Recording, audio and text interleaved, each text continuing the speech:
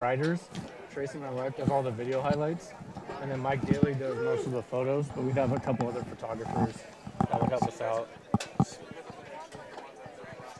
Yeah, we're the three of us and Mike, the photographers, the four that started this. Yeah. This would have been year 4. It started in 20. It is year 4. Just in a different. All right, get ready. We're going to start less than a minute. All right. I'll figure out something to say. I'll give you the thumbs up when you're ready. Perfect.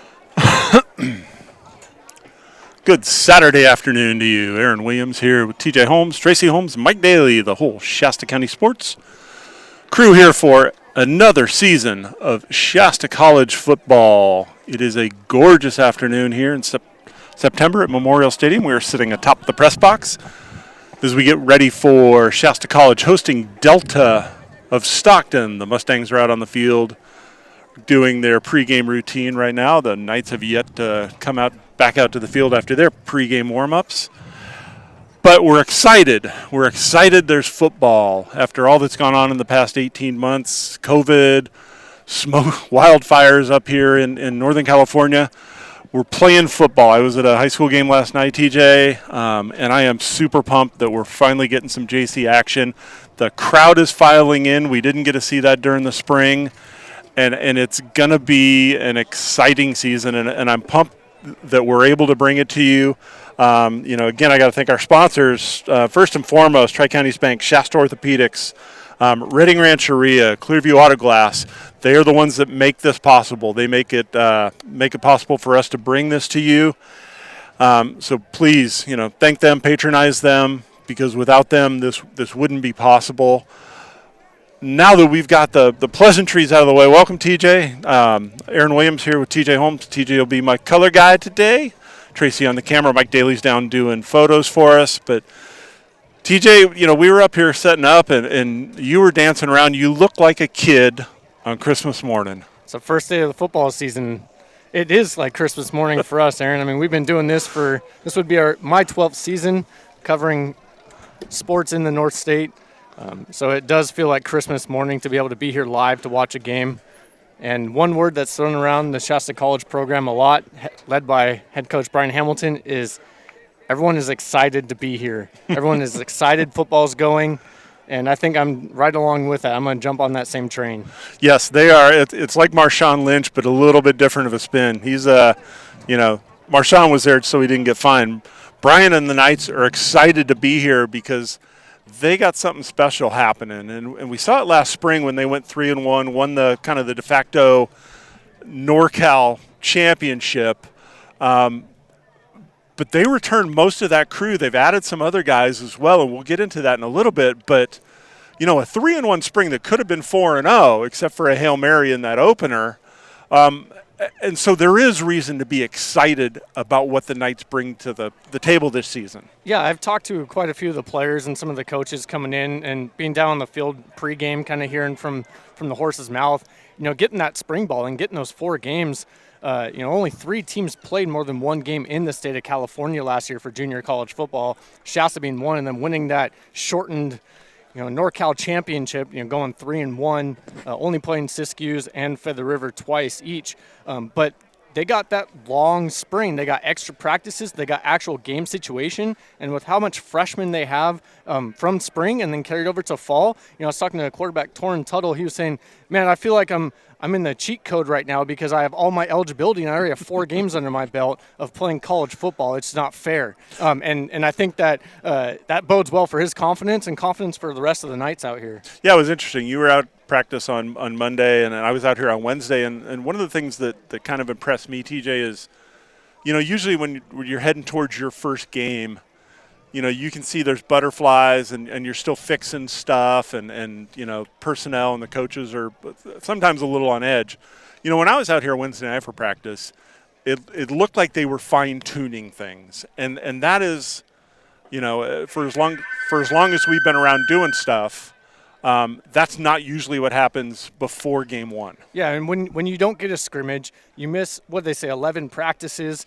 You don't get a first game because that West Hills opener got moved to the bye week. So this is technically Shasta's first week, even though Delta has a game under their belt. I was kind of asking some of the players, hey, usually kind of have to shake the rust off, but because there are fine-tuning, because of that spring ball, they kind of feel like they just rolled right into summer and rolling right into fall now. Like I said, the confidence is high. They know what to expect. Some of these freshmen that are out here, Tyler Carey, the wide receiver, got popped that first game. He's like, hey, man, I got rocked. He told me this before the game. I got rocked. You remember that? But now I have that experience. I know what to expect. And I think some of those freshmen I talked to on this team that are, even though they played spring, coming out here again, they're like, we don't have as much butterflies. We don't have as many jitters. We know exactly what to expect with that experience. That being said, though, and it's something we saw last spring where Shasta hosted Feather River, and Shasta had played Siskiyous already. Feather River was coming in their first game, and it took them kind of a half to kind of get their sea legs under them. Delta played last week. They lost 27-14 to Reedley. But they know what to expect from this season, from that Delta team. I was talking to Coach Hamilton on Wednesday for our podcast for nighttime, and he said, I hope we don't experience that trying to get our sea legs under us, because there really is no forgiving now, because when you're playing the spring season, there wasn't a bowl game or a championship really kind of in there. He goes, this is for real, man. We're playing it for real now. Yeah, and Tyler Boston even told me before the game, he's like, hey, I'm just excited to get 10 games in, because, we had that feeling being at Siskiyous last year. They lost that first game of the season and won the next 3 in dramatic fashion to win that NorCal championship at Siskiyous. And you felt like the team finally started to click. They finally started to gel, and it was like, oh, the season's over. We only got 4 games. They all felt like their season was cut short inadvertently. I mean, out of no one's hands. They were lucky enough to play that many games. A lot of other teams didn't. But they felt like there was unfinished business, even though they won a championship. And I think having that hunger, that taste in their mouth that they still have more to strive, more to push for, more to accomplish, is exactly the feeling you want going into that first game. Well, and that's one of the things that we talked about in the spring with Brian Hamilton was, they had to jump through some massive hoops in order to even play. And we asked him, is it worth it? And he said, absolutely. Anything I can do to get my guys on the field in game situations that will benefit us down the road, especially without counting against their clock, is absolutely worth it. And I think you're going to see that come to fruition and pay off this season, and especially tonight if you're a Knights fan. We've talked a couple of names. We've thrown out a couple of names offensively. It's going to start with Torrin Tuttle, the quarterback, the freshman from South Medford. He looked good last year as he took over in the middle of the first game last year. He really did. He didn't start that first game, but he moved the pocket. He was able to extend some plays with his feet, threw a couple of really nice timely touchdowns. I think 3 of the 4 games they scored with under a minute left to take the lead, all coming out of the hands of Torrin Tuttle. He threw 4 touchdowns during the season. I think being able to have that experience coming out here and as a true freshman, he's been here a long time. He was an early graduate, came here spring ball for 2020 before COVID, and then he was already in practicing, getting reps. So he's been here for, feels like 2 full years almost now. Another guy that seems like he's been here forever is Tyler Boston. He's a sophomore, but he's essentially a 3-year sophomore. We both saw him in practice, and you've seen him down on the field pregame. He is a man playing with other young men. He looks good. He looks thick. He had an amazing season last year, 568 yards, 6 touchdowns. And I know the coaches expect huge things out of him. Yeah, remind you, of that 568, 272 came in that first game against Feather River, but to rush for 568 yards in 4 games last year, and I think that first game against Siskiyou, he was bottled up pretty well. I think he was held to under 40 yards in that game, so to explode in those last 3 games, and he's also a guy to watch in this game. Obviously a leader, a senior leader, or a sophomore leader out there, a guy that's going to set the tempo. Very calm, collected, even keel guy, but he's also only 25 yards away from reaching 1,000. That milestone for a running back to be able to get to. He'd become the 17th player in Shasta College history to reach 1,000 yards for a career. I think with the way he's been running, barring injury, I think he should probably eclipse that tonight. And so if you've got you got Tyler Boston, and then you flip that, you've got Jaden Gordon, who just has speed to burn.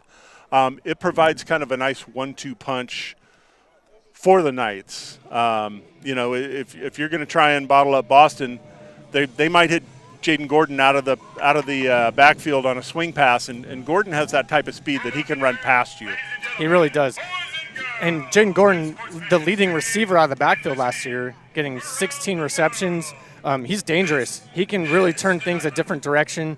And take it to the house. I mean, he's just an elusive, explosive player. We covered him in high school. We just know how dynamic he can be for this offense. And that's the thing with Boston and Gordon. If you try and bottle up that run, Torrin Tuttle's got a cadre of receivers. He's got a host of bullets in his holster as well. So Knights get ready to take the field. They're over at the former Oak. I used to sit under that Oak, TJ. I used to sit under there and watch games, and thank goodness they preserved a little bit. But, Torrin Tuttle's got probably 5 or 6 really good receivers that he can go to. You mentioned Tyler Carey. Josiah Graham was huge last year. I thought he made big contributions. But then you look, Dante Harris, Tavon Irvin, Mark Ward. I saw them warming up, and then you got a couple of tight ends.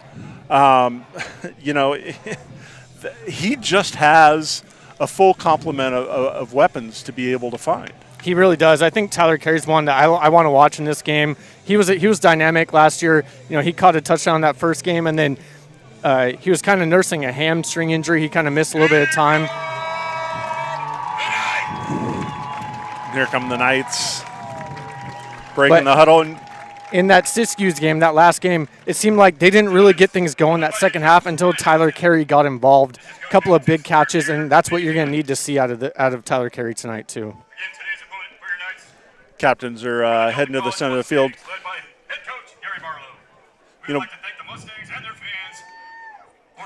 I'm sure we're going to get a national anthem break here in a second. I just want to, before we get that, I want to, say, hey, we're all remembering 9/11 and the terrorist attacks of 20 years ago, and I'm sure they're going to do a moment of silence of it. It's a day that none of us will ever forget. So,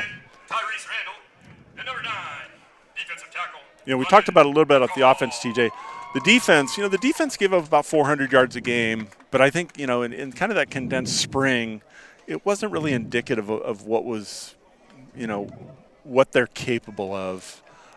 This defense, they got a bunch of dogs on that defense. They do. They have some guys that you got to watch out for. Tyrese Randall is an absolute monster. London McCall, Dermott Morgan, Elijah Moore. These guys are absolutely – I'm sorry, Isaiah Moore. These guys are get after it.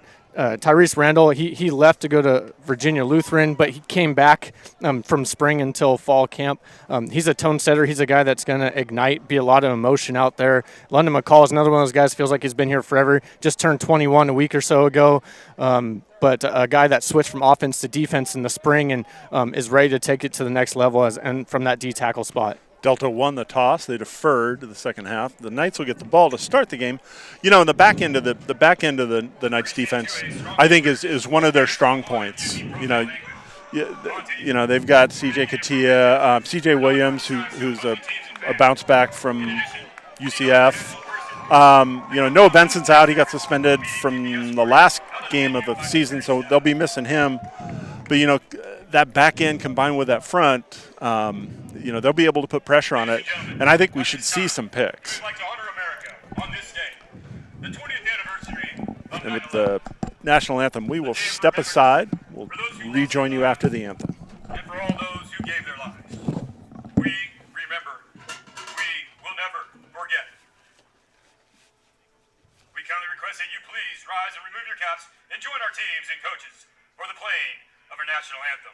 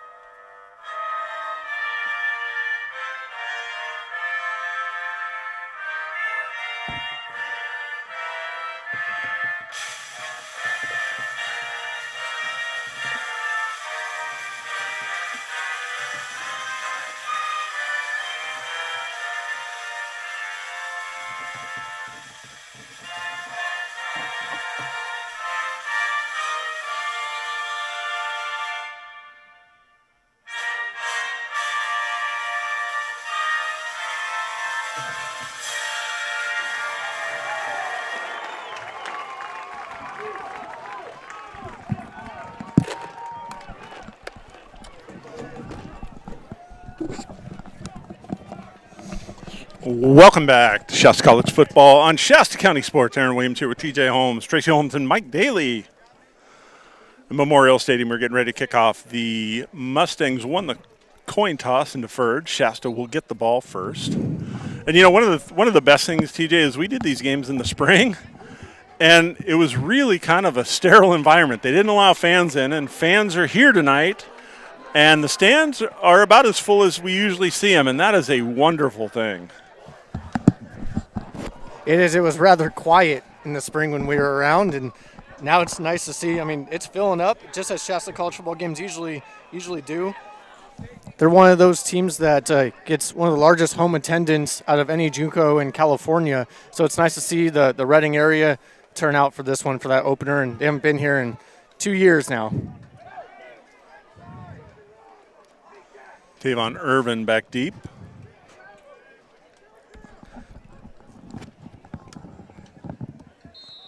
Along with Miles Wilson.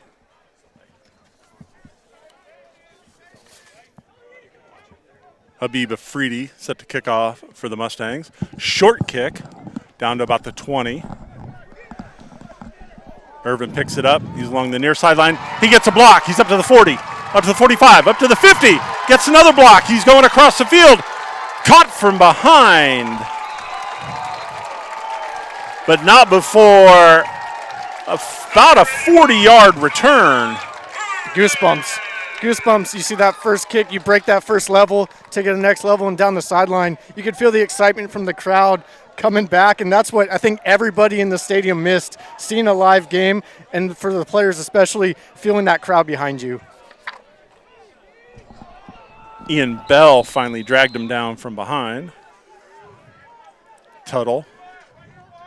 He's got receiver to the top, the bottom, handoff to Boston. He runs left. He's got a hole. He's up past 30, inside the 20. So smooth, Tyler Boston.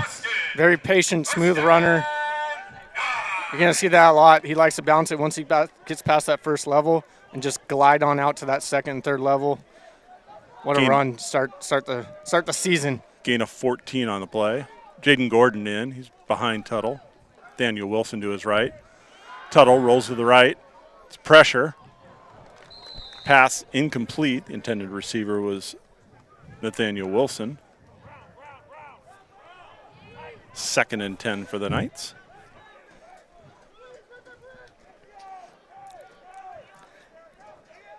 Knights changing a lot of personnel, getting their guys in there.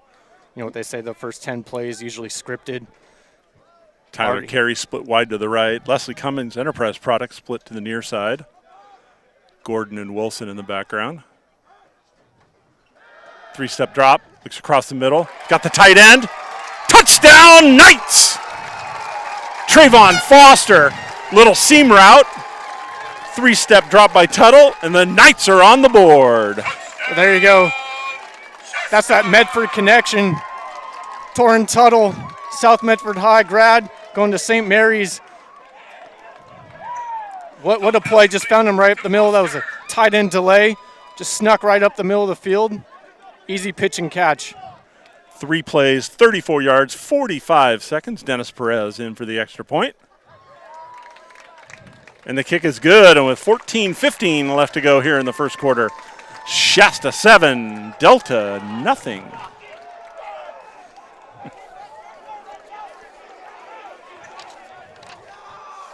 Like to thank our sponsor, Shasta Orthopedics.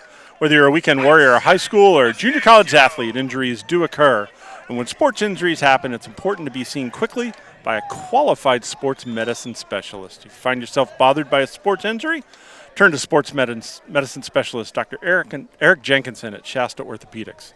Dr. Jenkinson has the experience and support of the most complete orthopedic center in the North State to get you back in the game. Dr. Jenkinson and Shasta Orthopedics, changing what's possible.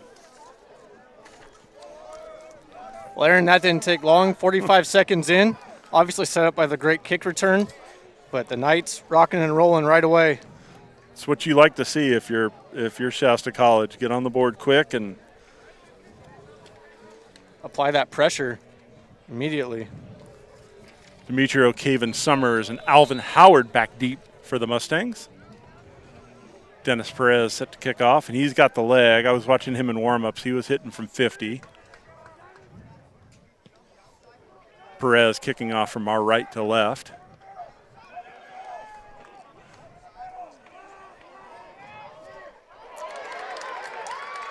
That's Howard. He breaks an ankle, but he stumbles himself. Gets it out to about the 50. And that's where the Mustangs will take over for their first possession. Special teams, the forgotten asset of this sport. You know, and that's one of the things that Brian Hamilton talked about. He's like, they dealt with COVID, and so they missed a bunch of practices, and those are the things that, prior to the season, you really try and button up, and they just haven't had a chance to. So Mustangs will take over 1st and 10 on the Shasta 45.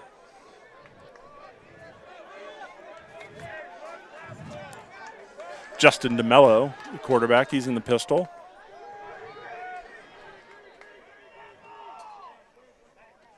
Two receivers to each side. Handoff, Jalen Sessions. He gets 5, and he's hit out of bounds. That was late. Jaden Harris popped him after he'd already been out of bounds. He picked up about 5 on the play, and they're going to tack on another 15, so that'll probably put them down about the 25-yard line. I know you finally get to hit someone other than your own guys for the first time in a while. It was a step too late. And it's funny. I've known Coach Hamilton for a long time, and he's down there with both of his hands on his hips, and he's shaking his head, and you just know it. He's chewing nails right now. He also has that voice that can carry through the entire stadium, and you could probably actually hear it out in Foothill where he used to coach. So the 5-yard run and the 15-yard penalty puts the Mustangs on the 25-yard line. It'll be 1st and 10 for Delta. DeMello, quarterback. Sessions in the backfield. Alvin Howard, the receiver to the near side, trips up top. Delta likes to throw. They only ran 23 times last week. Receiver in motion. Jalen Pickens to the near side. Now 2 on each side. Handoff to Sessions. He's met immediately. Aiden Alsop. Aiden Alsop came and filled that A gap. That number 44 is a popular number, a favorite number for an inside linebacker. Marcus Hansen used to wear it. Colt Naylor. That 4-4 is one guy you see coming through that A-gap hole. You better watch out. Loss of 1 on the play to bring up 2nd and 11 for the Mustangs.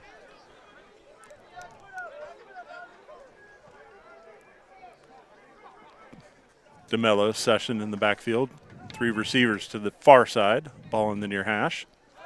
DeMello, 3-step drop. He looks to his right. He's being flushed out of the pocket. He's going to be sacked.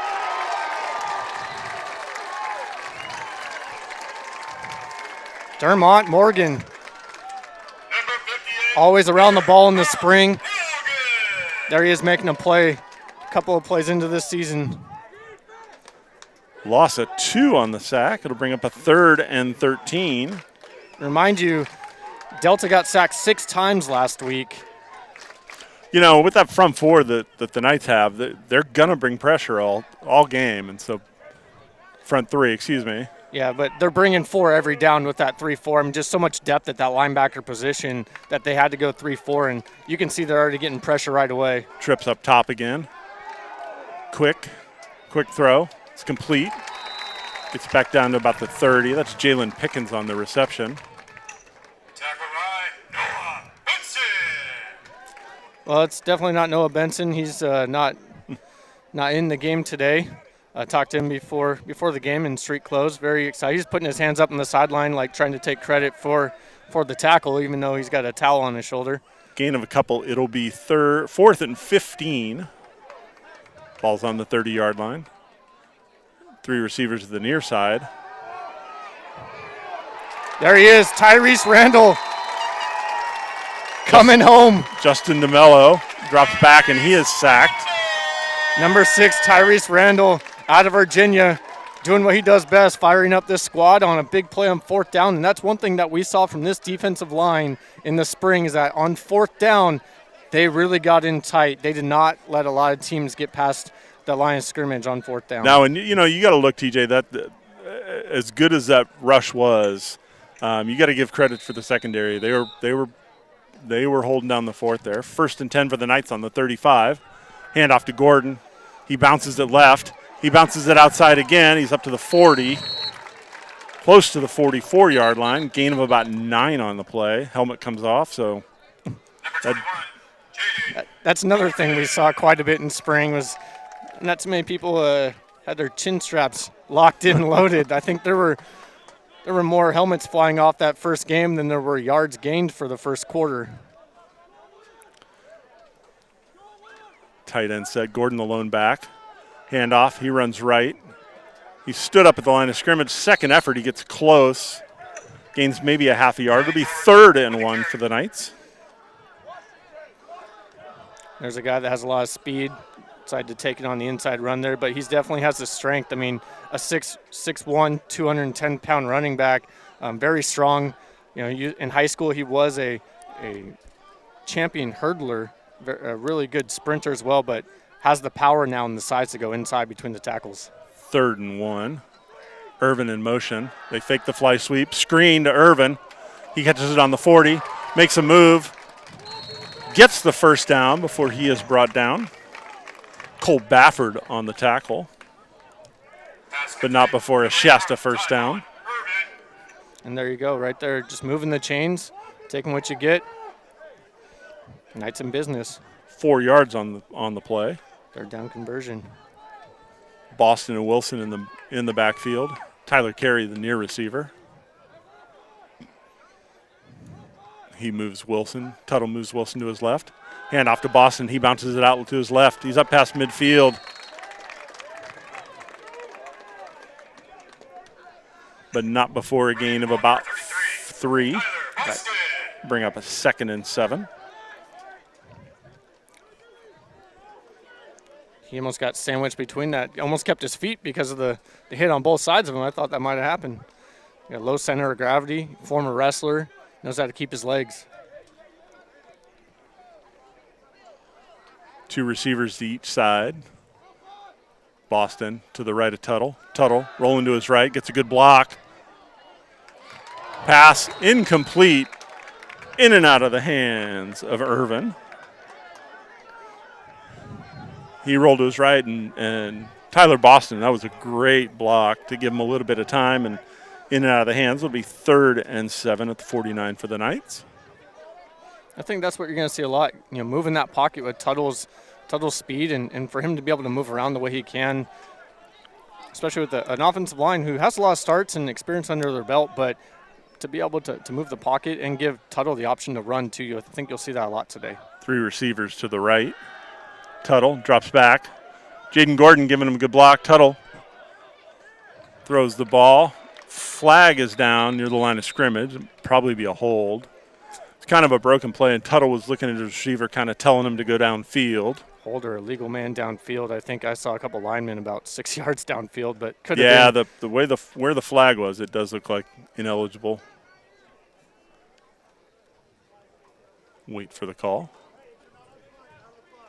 And it is. And if you're Delta, you'd probably decline that. And it looks like they did. That'll bring up a 4th and 7 for the Knights, right at midfield, and they're bringing the punting unit out. Ty Thomas, the punter, out of Chico.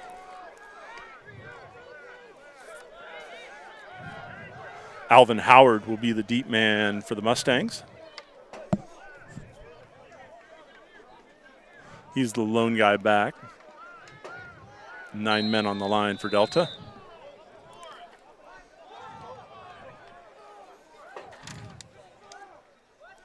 Thomas standing on his own 37-yard line. 2-step. Nice, high punt. The only question is, will it stay? No, it will not. Into the end zone for a touchback, and Delta will start. 1st and 10 for their second possession. Heck of a punt there by Thomas, though. I mean, Yeah, you know, he was just air yards. That was going 65 yards. He was putting them 60 yards in the air in pregame. I was watching him, but you know, that's one of those ones you kind of gotta get a touch and hope it's like your 9-iron and you just stick it on the 5. You know. Delta takes over 1st and 10 on their own 20-yard line. 9:34 left to go here in the first quarter. Shasta leading 7-0.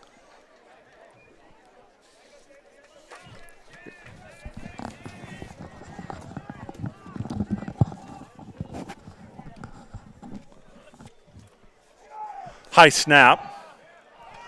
DeMello. Incomplete. Intended for Pickens. With the type of pressure the Knights got with that defensive front on that first drive, you could tell the offensive line is making sure they know where they're coming from. Getting a little happy, especially with the snap. You want to make sure you get that block, but you got to get that snap up first. DeMello, the quarterback, Demetrio Caven Summers, the running back. 2 receivers to each side. Shasta bringing pressure. 3-step drop, complete, and then he's immediately dropped. That's Adonis Cuevas Perez with the catch.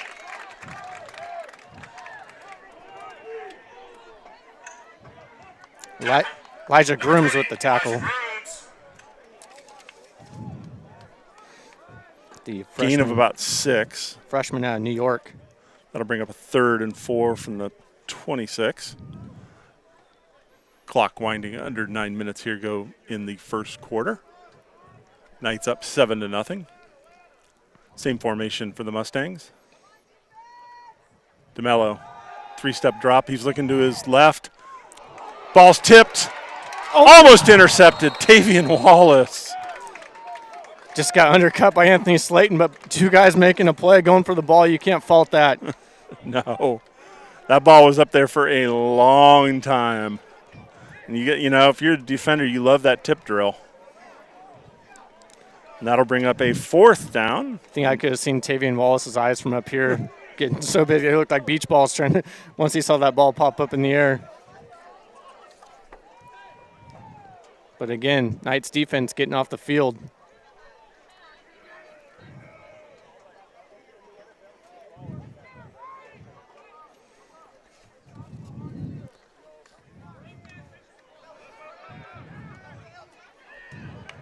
Ball's taken by the up man. Running to the near side. He's got blocking. Flags on the play. C.J. Williams, he's got a convoy, and he's going to roll into the end zone, but it's coming back. 2 flags down in midfield. That's going to be a block in the back.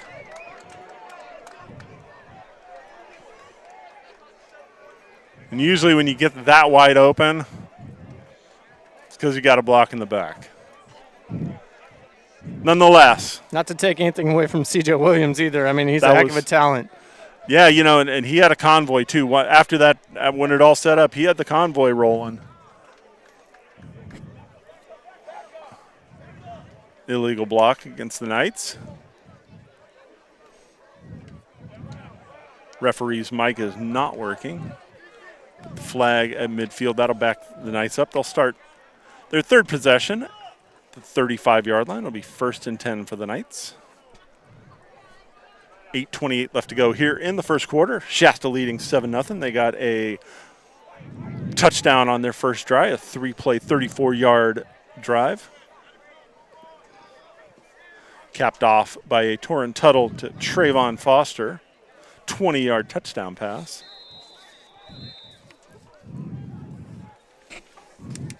Exciting first quarter so far, halfway through. Tyler Boston, lone back in the backfield. 2 receivers to the near side, 1 up top. Aiden Gomes, tight end to the right. Tuttle barking out his signals. 2-step, little slant, almost intercepted. Mark Ward, the intended receiver, that went right through his hands. You know, and those are the balls that you got to catch. And the only thing I can say is you got to attribute that to a little bit of, first game jitters. But you know the linebacker is going to come down on you hard, but you got to catch those passes. Yeah, first target of the game for him, so you know that he was probably expecting a little bit of jitters there, like, hey, I'm getting the ball finally. Wilson, the H-back to the left. Boston, the lone back in the backfield. Reverse. That's Irvin up to the 35, and he's forced out of bounds about the 40-yard line. Jalen Sorrell finally pushes him out of bounds. Well, that's a typical Brian Hamilton offense. When you think you got a beat on something, it's going to send you the other direction. Gain of 4.5. It'll be 3rd and 6, right about the 40-yard line for the Knights. Jaden Gordon now in the backfield. Got trips up to the top. Tyler Carey, the lone receiver to our side. Looking at their wristbands. The line set. Tuttle's barking at his signals. Cover 1. 3-step drop. He's forced out of the pocket. He's going to run for it. He's got a first down. Nice open field tackle by Valentino Yarborough, but not before Tuttle gets the first down. Well, that's a 195-pound quarterback chugging along, and like I said, he's able to get out there with his feet, extend those plays, and that's what the difference, to be able to get him to that starting lineup in the spring, and you're seeing it right here, moving the chains. Yeah, that's one of the benefits I think that Tuttle brings to this offense is versatility. That play broke down immediately, and he as a quarterback, you just got to go. You just got to stay firing, you got to go. 2 backs in the backfield. Fake to Boston, play action, flag on the play. I think they left early. Tuttle throws the ball, and he gets absolutely drilled. Leslie Cummings with a beautiful catch at the 15-yard line. Flag at the line of scrimmage on the far side, however. We'll see what it is. I think it might be on Delta. It looks like they might have jumped off sides. But Tuttle, beautiful ball, but he paid the price. He stayed in there and definitely got hit, but Leslie Cummings, Reading product, Enterprise High School, able to come down with the play. It's going to be against Delta. Tuttle's motioning. It's on the defense. It was offside. That was a free play. Beautiful ball. And it 44-yard gain there on that play. Knights 1st and 10 on their own on the Delta 15. And if you're Torrin Tuttle, the way you stand in there, that earns you respect from the rest of the guys. You're willing to take that hit and lay that ball out there. As nice as a catch that was. Handoff to Boston.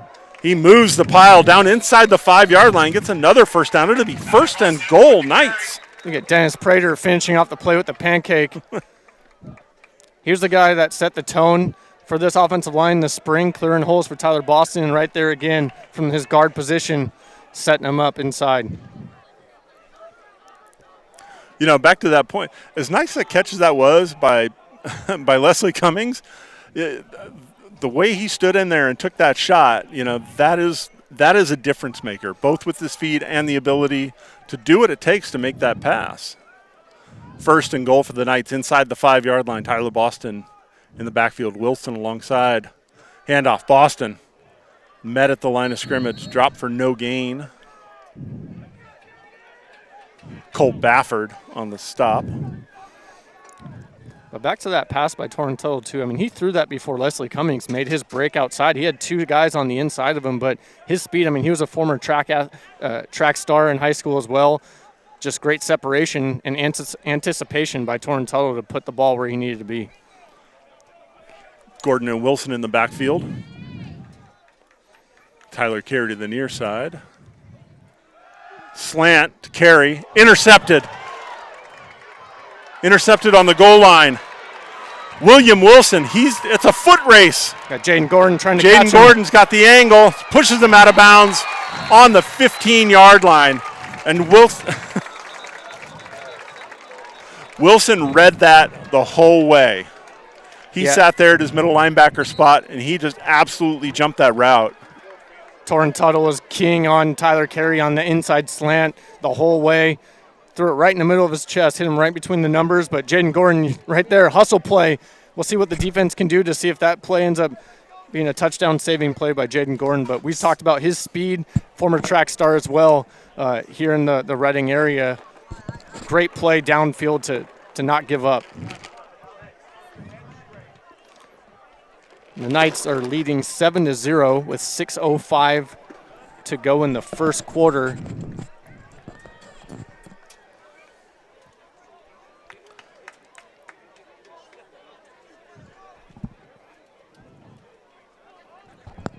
It's like a sideline warning, I think. Sideline infraction on that interception. That'll back the Mustangs up 15 yards. So they'll start on their own 30-yard line. Be 1st and 10 for them when they come out. The referee having trouble with his mic. Now he's finally getting it on, and now it won't turn off. Hey, who says the Stripes don't have those first game problems as well, right? I'm just here so I don't get fined.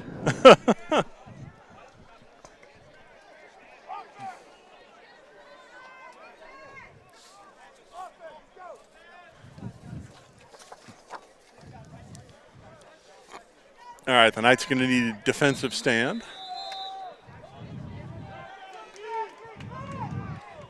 Session, the back in the backfield, 3 receivers top. Tavian Wallace creeping up. Sessions the handoff. There he is to make the play. Tavian Wallace with the play. No gain. Tackled by number 2, Tavian Wallace. Mind you, Tavian Wallace, the leading tackler last spring for the Knights. 34 stops, 3 sacks, 6 of them for a loss. He's always around that line of scrimmage from his outside linebacker position. Again, with the Knights, with the 3-man front, they're going to bring a 4th in some way. He was on that last play. DeMello, 3-step drop. Looks to his right, looks to his left. He's flushed out of the pocket. Throws it away. Jalen Pickens somehow with the catch. The 26-yard line, gain of 4. We'll bring up a 3rd and 6 for the Knights.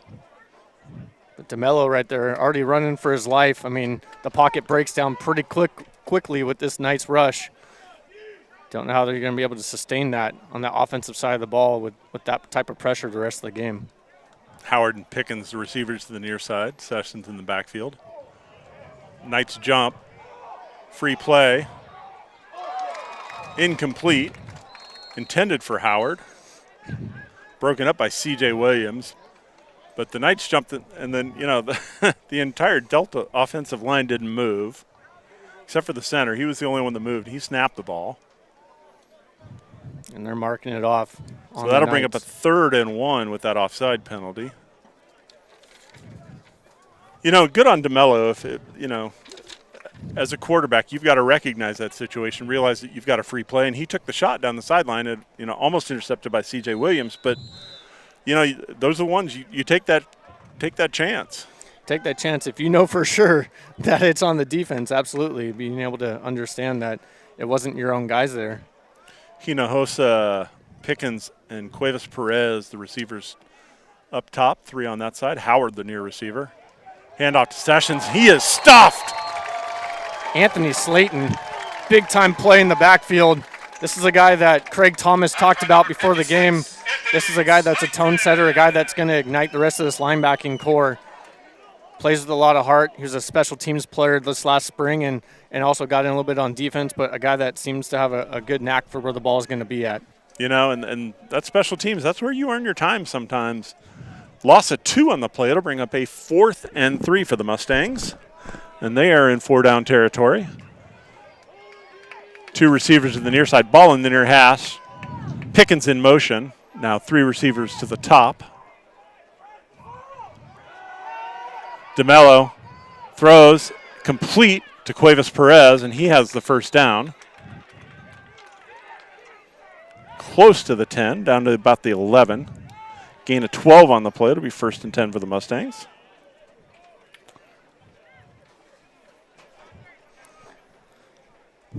Tough one to get up. It was a nice quick out by Delta there. Get some extra yards and move the chains down inside the red zone.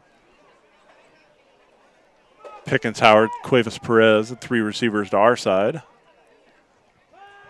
DeMello looks right. Overthrows his receiver, almost picked off. Jaden Harris, if he catches that, he goes all the way because there was nobody in front of him. Cuevas Perez, the intended receiver. 2nd and 10 for Delta.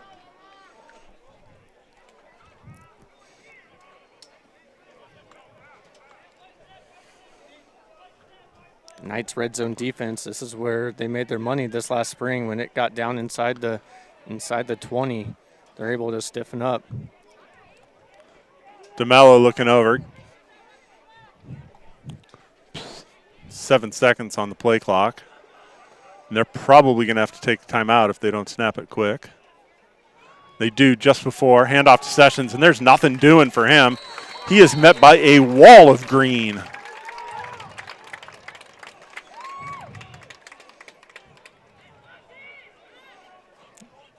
Keaton Spangler, first one there to grab his legs. Tyrese Randall there to clean it up. Loss of 2 on the play, back to the 13 and a half. 3:22 left to go here in the first quarter. The Knights are up 7-0. Relying on their defense after the interception. Keep the Mustangs out of the end zone. Mustangs 2 receivers to each side. DeMello takes a snap. 1-step drop, slant across the middle. It's caught down to about the 5-yard line. He's sandwiched. It's Robert Hinojosa. That'll bring up another 4th down. 4th and about 3. Gain of 9 on that play.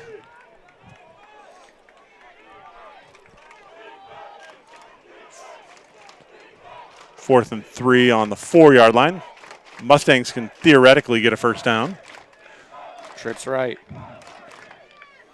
Handoff, Sessions. He gets the first down, but he is brought down short of the goal. But it'll be 1st and 10. First and goal, from the 1. 2:19 left to go here in the first quarter.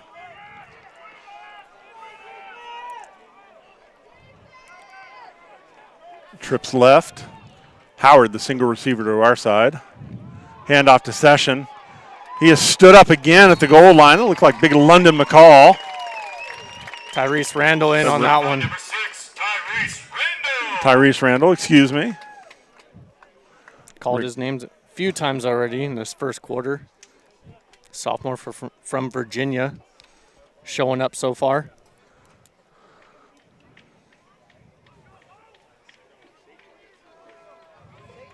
Second and goal from inside the 1. Session, the lone back. Run play, and it's sniffed out, and it is dropped for a big loss. There's a flag on the play. That one, London McCall, first one there. Number 58, Dermont Morgan on the tackle. London McCall, first one there. Dermont Morgan there to clean it up. See what the penalty is. They're running over to the Knights, so it's got to be something.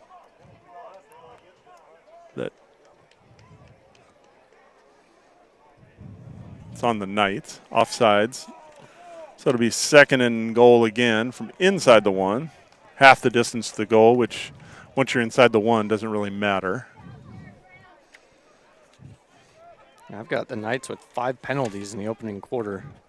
One of them taking away a touchdown. That was one of the things that Hamilton was worried about. 3 receivers near side. Sessions in the backfield. Handoff again. And he is crushed. London McCall. London McCall again. That sophomore leader on this defensive line. London McCall. The Georgia native coming up big, breaking free, coming downhill. Loss of a yard. It's outside the 1 now, so it'll be 3rd and goal for the Mustangs. Minute left to go here in the opening quarter.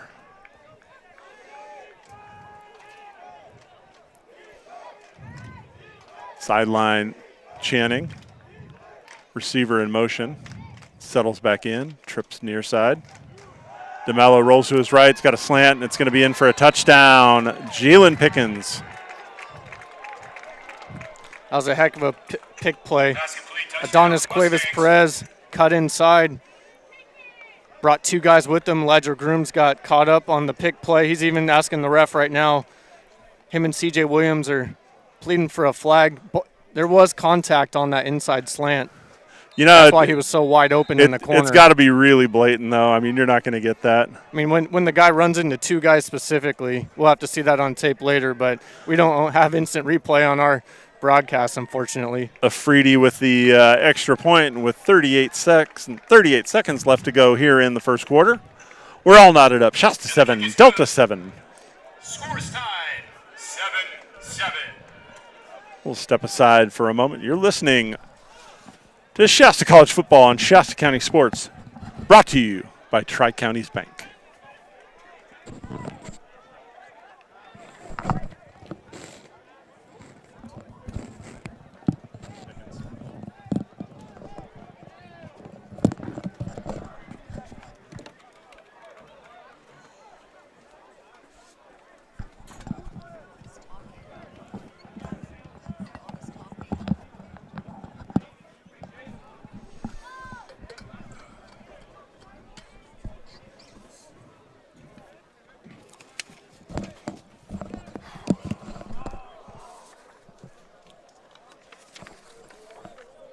Welcome back. Shasta College football on Shasta County Sports. Aaron Williams here with TJ Holmes, Tracy Holmes, and Mike Daly, the entire Shasta County sports team. Beautiful night for football at Memorial Stadium here. Got fans in attendance. It is a good thing, TJ. Let's give Dylan Goff some credit for being our scoreboard guy. Red shirt player for the Knights, helping us out up here. Kickoff, Irvin fumbles it, and all he can do is fall down on it on about the 15-yard line. It was a short kick. He had to come up for it and missed it. But that's where the Knights will take over. 35 seconds left to go here in the opening quarter. Shasta College football on Shasta County Sports is brought to you by Shasta Orthopedics, Tri-Counties Bank, and our friends at Reading Rancheria. Can't do this without them. We'd like to thank them. Tyler Boston, the lone back in the backfield, 2 receivers to each side to start for the Knights. Torrin Tuttle. Shotgun formation. Hands off to Boston. He is met immediately at the line of scrimmage. Dropped for about a yard loss. Be a 2nd and 11 for the Knights. Number 64 on the tackle. The Knights don't have to take another snap in the first quarter if they don't like to. The umpire bobbling the ball. I don't know if they're going to get another playoff. Nathaniel Wilson comes in. Under 10 seconds. 3, 2. And they do. Tuttle fakes a handoff, rolls to his right. It's being chased. It's a foot race. It's being chased out of bounds. And they're going to, no flag on there. Comes the flag. Tuttle was wrestled out of bounds by Nicholas Johnson, who tried to hold him up, but he had too much of the jersey and kind of flung him about a little bit. Well, the white hat came in through the flag. He was following the line judge down there. I mean, the line judge was right behind him, trailing the play, and the white hat came in to. Gain of 14 as the quarter expires. The run was out to the 28, and you're going to add 15 on to that, so that'll be up to the 43. And that's the end of the first quarter, however. Our score, Shasta 7, Delta 7. Reading Rancheria has long been a valued community partner and leader in making Shasta County a better place to live. From lifting up their tribe members to honoring their heritage, as well as working to make the community better. Reading Rancheria leads by example. Reading Rancheria, a proud partner of Shasta County sports. The 3C2A strongly encourages all fans to avoid using profane language, taunting, or making inappropriate gestures, or nonverbal signs to opposing teams and fans. In addition, any non-credentialed person that comes onto the play surface will immediately be escorted out of the venue by security staff.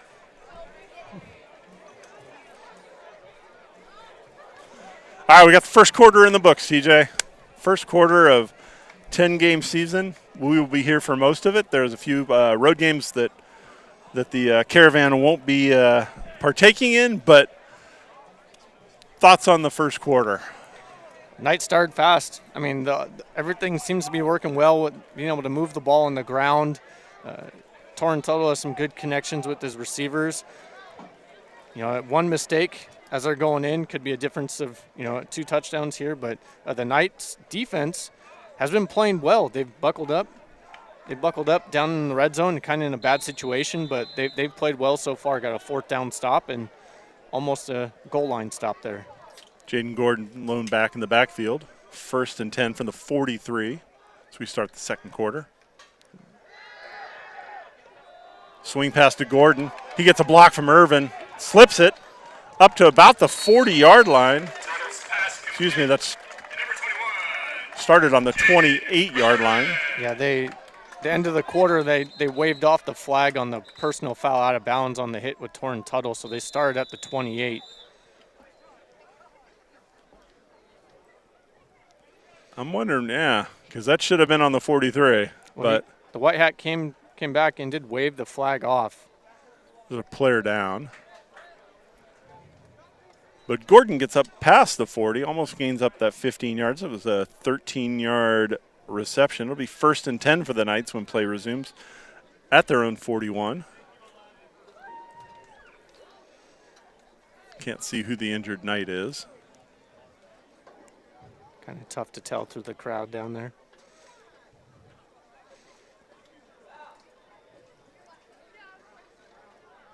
Is that 81? Tavon Irvin. Tavon Irvin. Jogging it off. Yep. Getting an applause from the home crowd. Boston and Wilson in the backfield. 2 receivers to our side. Tyler Carey up top. Handoff to Boston. He runs into the scrum. Still on his feet. Finally pancaked down by Nicholas Johnson. But not before he gets about a yard on the play. Number 40 on the stop. Tyler Boston on the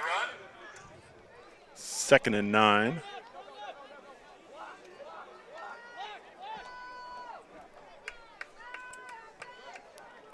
I think does that put him over? He right now is at 6 carries for 28 yards, so he is over 1,000 for a career. He's kind of gone negative and over, but he is over 1,000 for his career. Tuttle drops back. Little swing pass to Wilson. Hamilton screaming at the lineman to block somebody. Pass complete, number 22, Nathaniel Wilson. Wilson picks up 8. It'll be a 3rd and 1. At midfield.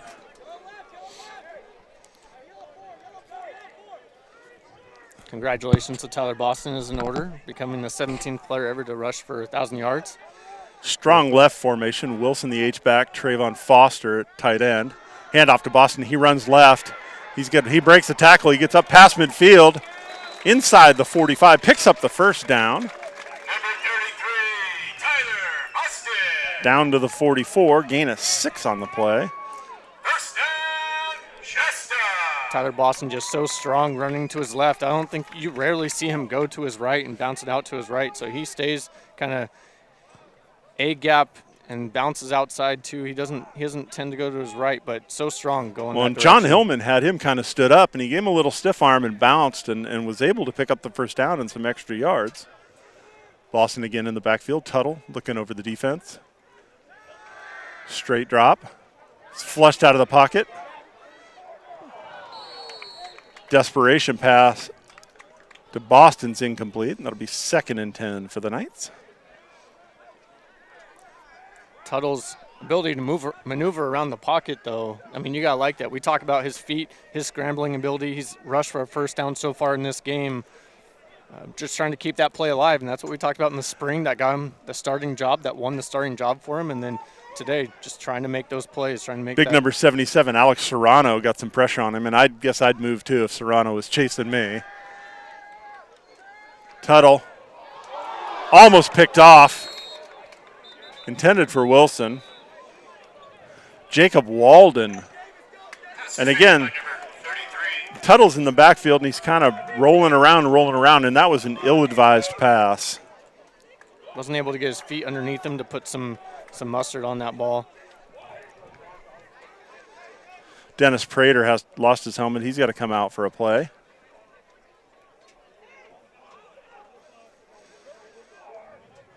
Dante Harris, Tyler Carey, the receivers to the far side.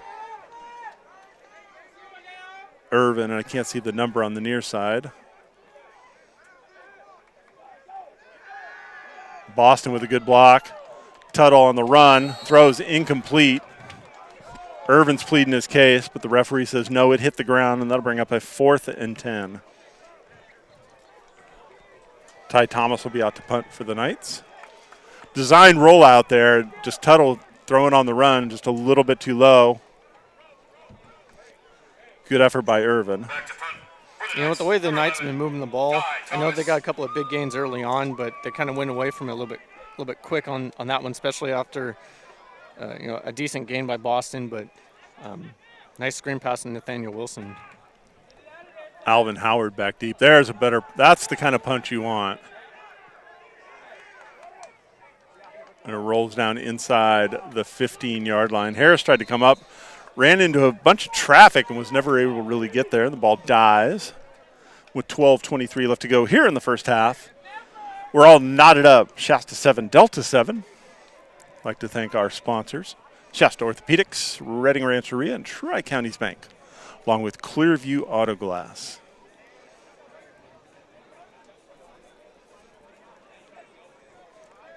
Mustangs start 1st and 10 on their own 14. 12:23 left to go in the half.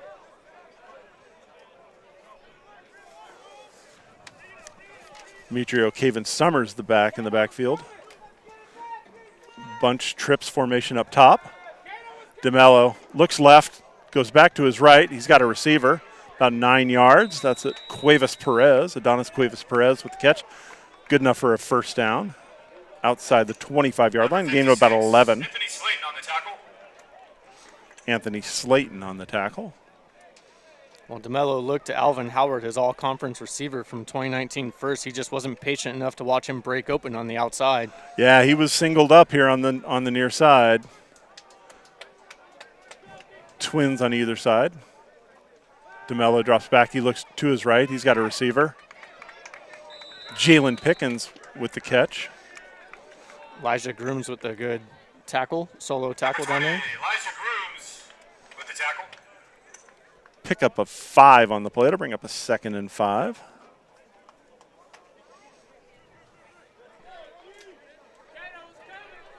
Beautiful evening here at Memorial Stadium. You can see we can finally see Lassen Peak in the distance. That's something that hasn't happened here in a while with all the smoke, and it's a welcome sight.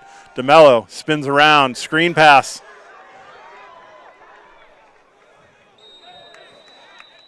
C.J. Williams cleans him up out of bounds. Jonathan Jones with the reception and the first down.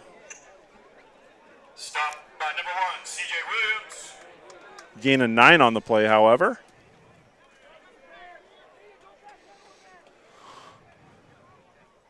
DeMello started left, immediately spun back to his right, designed screen. 7-7 here, 11:06 left to go.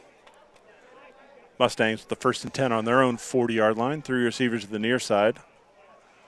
Demetrio Caven Summers alone back in the backfield. DeMello calling out signals to his line. Play clock running down. 2 safeties. Handoff in the middle. Nothing doing. Caven Summers met in the backfield.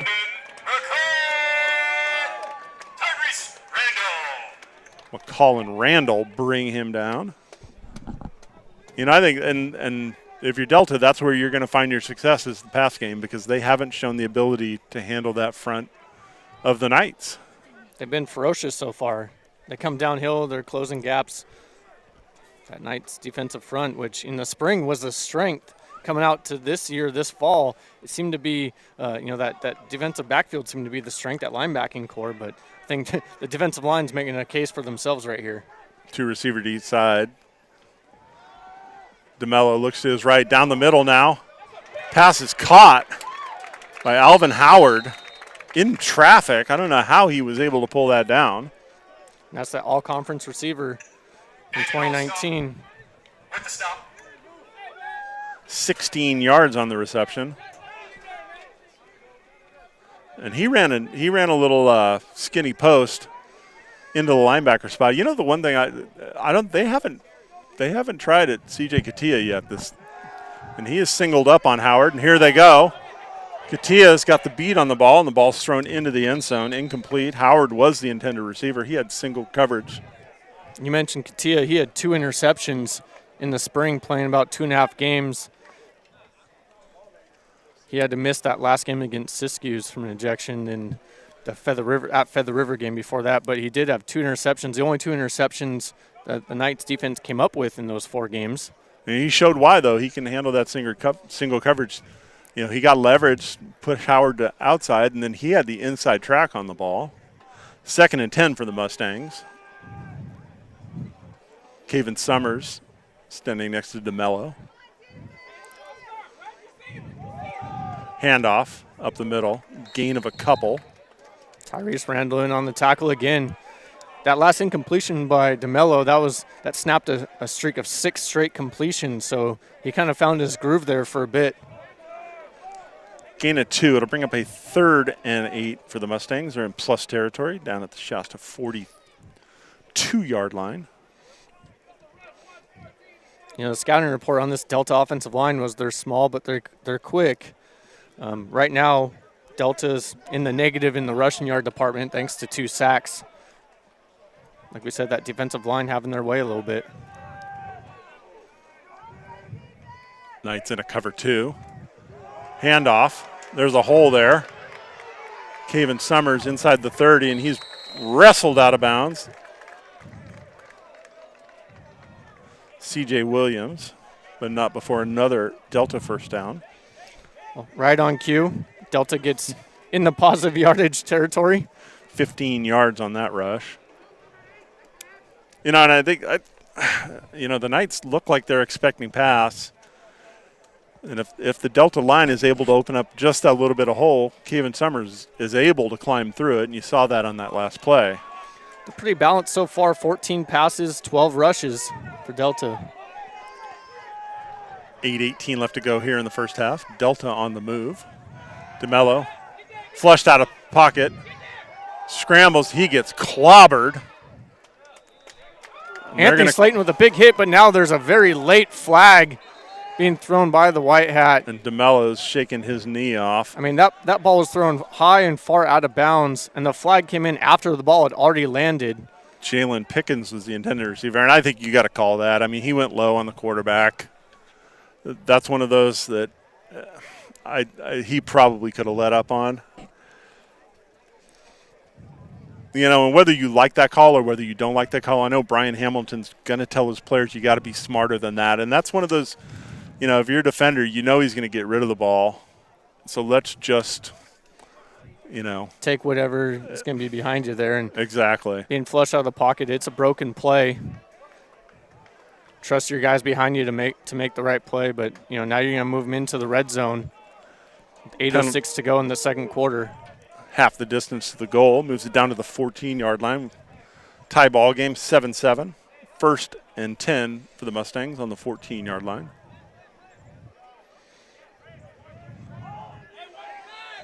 DeMello waits for the whistle. He gets it. He still looks like he's stepping on that right leg. Howard in motion. 3 receivers now to the right. DeMello again with that screen to Howard. Tripped up. Ball's on the ground. Elijah Grooms forced that. And the Mustangs recover, dodge a bullet, Down at pick the up 10. 4 on the play.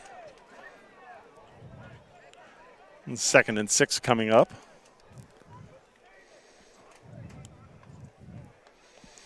And the Mustangs were lucky they dodged a bullet there because that ball was out, and there were several Knights around it. They just weren't able to corral it. Elijah Grooms went down low, popped that ball out. 3 receivers to our side.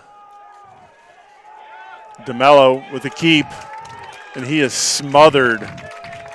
Dropped for a loss, but they're going to give him forward progress back to the line of scrimmage. It'll be a 3rd and 6. That play was doomed from the start. Actually, a loss of 1. So Isaiah Moore was following the running back out of the backfield.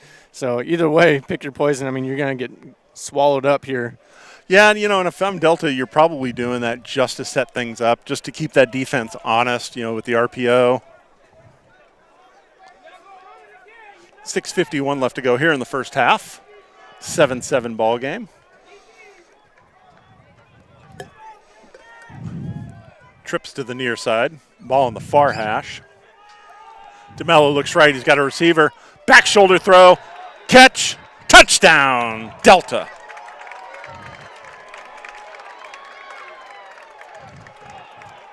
Rashad Stallworth with the touchdown reception. Touchdown, Mustangs.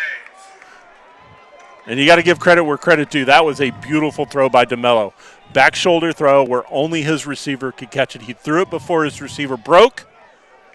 Nice play. Delta leads 13-7, pending the extra point. 6:33 left to go. That was a big-time throw in that position. Back shoulder spot. Shasta's looking for a little bit of a flag, kind of complaining a little bit that he pushed off, but that ball was put in a perfect spot.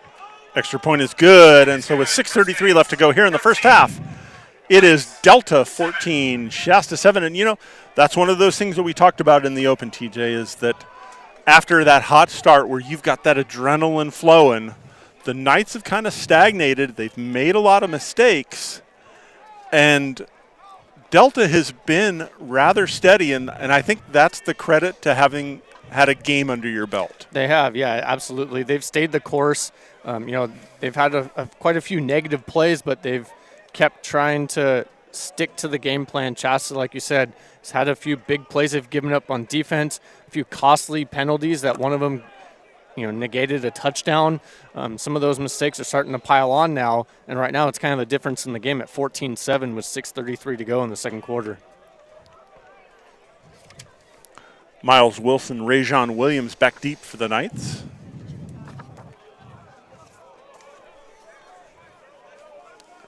The nice part is there's some fixable stuff. I think, when we get into half that the Knights will be able to clean up. You got to clean up the penalties first and foremost. And then I think you got to come back and you got to establish the run a little bit with Tyre Boston, and that'll open up the rest of it. But we'll see what the Knights do here. It's 6 minutes left to go. Nice 6-minute drive to put in a score and head into the locker room. Will cure a lot of ills here right now. The Knights trailing 14-7.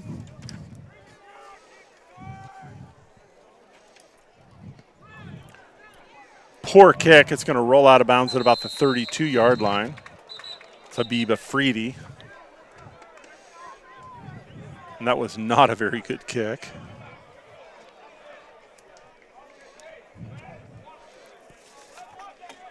Would like to take this time to remind you that the Knights did receive the opening kick, so they will be kicking to start the second half, getting a scoring drive here going to go into half. If they can hold it for at least 4 minutes and get into the end zone, it's going to bode well with that momentum going into the break.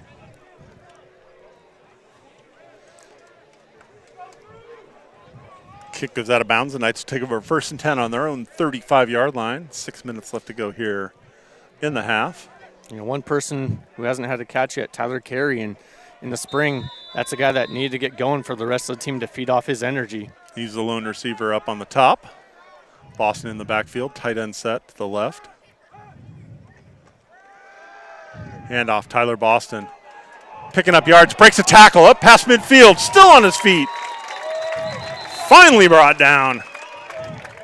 Flag comes in way late. Dennis Prater got to keep his helmet on. Boston brings it into plus territory at the 47-yard line. Dennis Prater, helmet pops off. And he's going to be called, I think, a little extracurricular activity. That flag came in from the back judge. Yeah, he finished off the play without a helmet, pancake down, but is telling his coaches that the opponent was pulling his face mask down. Josiah Graham's reaction says it looks like it's going to be on the Knights, and it is. Heck of a run by Tyler Boston, though. We saw that quite a few times, just bouncing off guys and keep going, but unfortunately negated for the Knights. It actually winds up being a gain of 3, so it'll be 2nd and 7 at the 38. It was an 18-yard run minus the 15-yard penalty. And again, we talked about that. Penalties and mistakes are continuing to pile up right now for the Knights. You get a couple of big plays taken away, ruins that momentum going down the field. Oh, he picked up the first. There's some confusion. They picked up the first down. So it was an after the play penalty, I believe. Give him the 18 after the play, move him back 15. Yes. They're discussing it. That appears to be what's going to happen. And I know these, was it 5 or 6 so far this half penalties? That would be 7 for the Knights. That is not going to sit well with Brian Hamilton 5 and his in the staff. first quarter and then 2 here in the second. But one of them, again, taking away a chunk play that are so crucial for momentum. It is. It will be a first and 10 for the Knights on the 38. So credit Boston with 18 yards and then minus the 15-yard penalty. 1st and 10 on the 38. Boston, the single back. 2 receivers to each side. Blitz coming. It's picked up. Tuttle. Flushed out of the pocket. He throws the ball away. Flag comes in. It looked like there was a defensive holding. And then Tuttle took a shot from Ryan Williams as he got rid of the ball. I'm surprised they didn't flag that like they flagged the DeMello hit.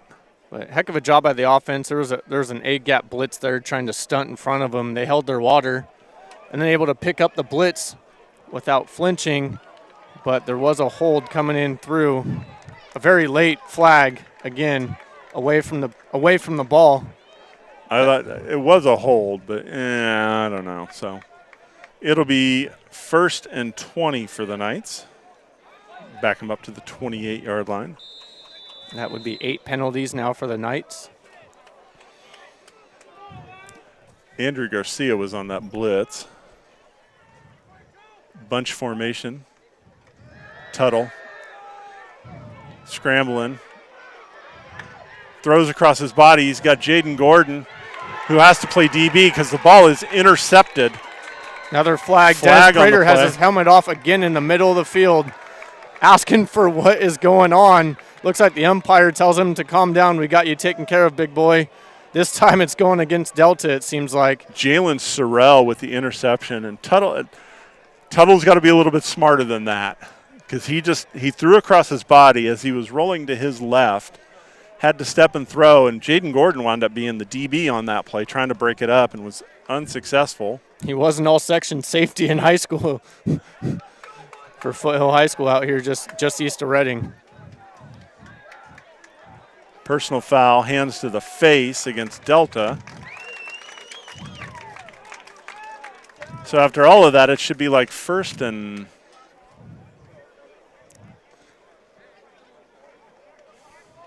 5. Yeah, about a 6. No, they're going to give him a automatic first down. So personal foul, automatic first down. 1st and 10 from the 43-yard line. And this game has devolved quickly. 6:03 left to go here in the first half. Two backs in the backfield, Gordon, Wilson. Hand off to Gordon. He's stacked up at the line of scrimmage. There are 5 white jerseys that engulf him,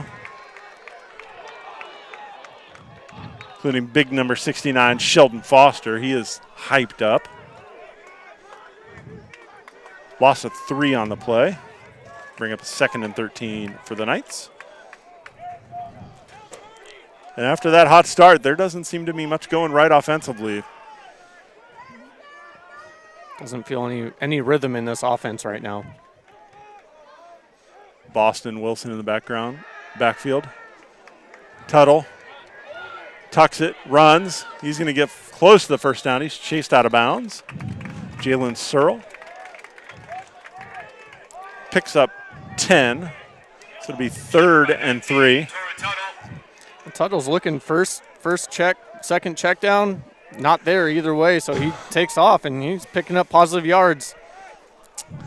Yeah, but Brian Hamilton calls timeout, and that'll give us a chance to thank our sponsors, Reading Rancheria, Shasta Orthopedics, Tri-Counties Bank. But TJ, what I'm seeing from Tuttle right now is kind of a lack of patience. Yeah, the pocket's collapsing, I think, a little quicker than he would like. But I think he is feeling that, and he's getting kind of those happy feet where it's like, all right, I got to get out of town, where I think sometimes you got to let the play develop, and either then you let the pocket collapse around you and step up into that, but he's looking to get outside quicker than I think he probably should. And we talked about that so far in this game where he's taken a couple of big hits. He's taken a couple of big shots standing in there, especially on a rollout or two. Like you said, he's kind of getting the happy feet. If he can slow the game down a little bit, I think not being able to run the ball as efficiently in the last drive or two has hurt this night's offense and that balance of what they want to do. I know Tyler Boston had that nice 18-yard gain, but that's about the highlight, the best highlight since the first drive, the opening drive of the game for them. Wilson, the H back to the right side. Boston, the lone back. 2 receivers to the top. Tyler Carey, single coverage down the bottom. Reverse handoff. Irvin, he's got some room. Beautiful play. William Wilson showed his speed. He was the one that almost brought the interception back for a touchdown. He came across the field on that reverse to bring down Irvin, but not before he picks up a first down to the 36-yard, 14 yards on the carry.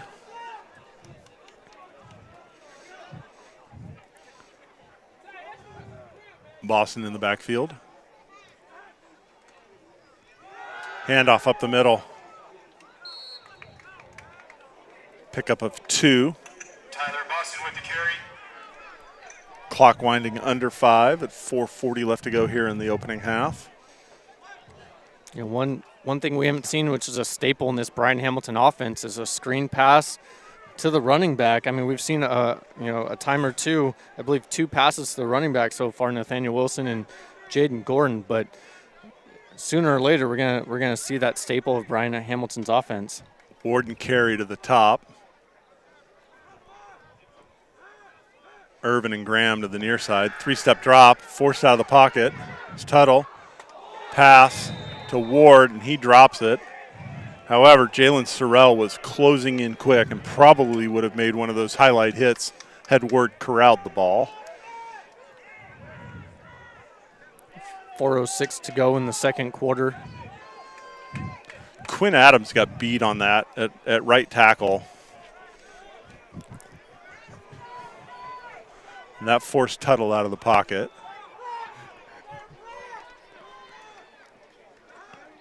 Irvin in motion, blitz coming. Screen pass to Boston. Dennis Prater was out there, and he missed his block. And they were able to bring down Boston after Number 33, Tyler Boston. about a 4-yard gain. That'll bring up 4th and about 5. Brian Hamilton must have gotten my text after I mentioned that screen pass there. 2 plays later, dials it up just for me. That was a gain of 5. It'll be 4th and 5 on the 31. 3:30 left to go here in the opening half. Hamilton looking over at his play sheet, calls it in. Ward and Carey, the receivers up top. Graham and Irvin to our side. Boston the single back in the backfield. Got cover 2. Play clock almost expires. Pass out to Tyler Carey.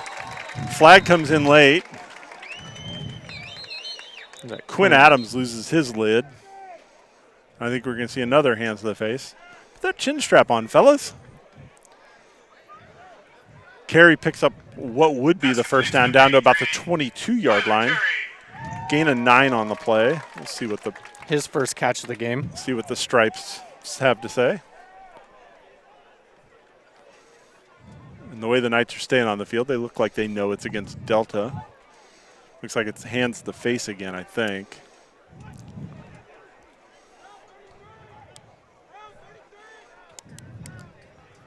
Penalty marker all the way back on the 37-yard line.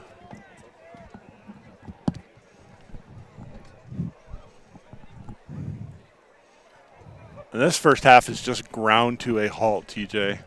Between the penalties, a little bit of chippiness between the two teams, and kind of the sputtering offense of the Knights. They're driving, but it's been aided. Somehow they're still going in the forward direction at this point, though, and they're walking off the penalty right here. Half the distance to the goal to bring it down to the 11-yard line. It was a gain of 9 on the pass to Carey. It'll be a 1st and 10 for the Knights. 3:12 left to go here in the half. The Knights trailing 14-7. First down, Knights. Jaden Gordon in the backfield lining up in this play. Zachary Carcel. Surprised we haven't seen Trayvon Foster come back inside the red zone here. That's a big target at 6'6", 242. That he scored the only touchdown for the Knights so far. But Nathaniel Wilson kind of setting up in that H-back role right now. Carey, single receiver. He's got lone coverage up there on the top. Handoff, Jaden Gordon up the middle. Shakes a tackle. Gets down to the 5-yard line. Gain of 6. Number 21. Well, now that you're down here for the Knights, I mean, you're inside the 10 and lining up at the 5 with 2:50. Get the clock rolling. You don't want to give Delta too much time if you end up scoring on this drive. Exactly. You got 2 timeouts. Delta with all 3 of theirs. I'm surprised they're not trying to use some. Gordon and Wilson backs in the backfield. Tyler Carey up top. Screen pass to Gordon. He has to spin around. He is tackled behind the line of scrimmage. Loss of 4 on the play. Aaron Jaimes Rodriguez with a great open field tackle. Pass complete to number 21. Jaden Gordon. Backs the Knights up to the 9-yard line. 2:15 to go in the first half. 3rd and 9.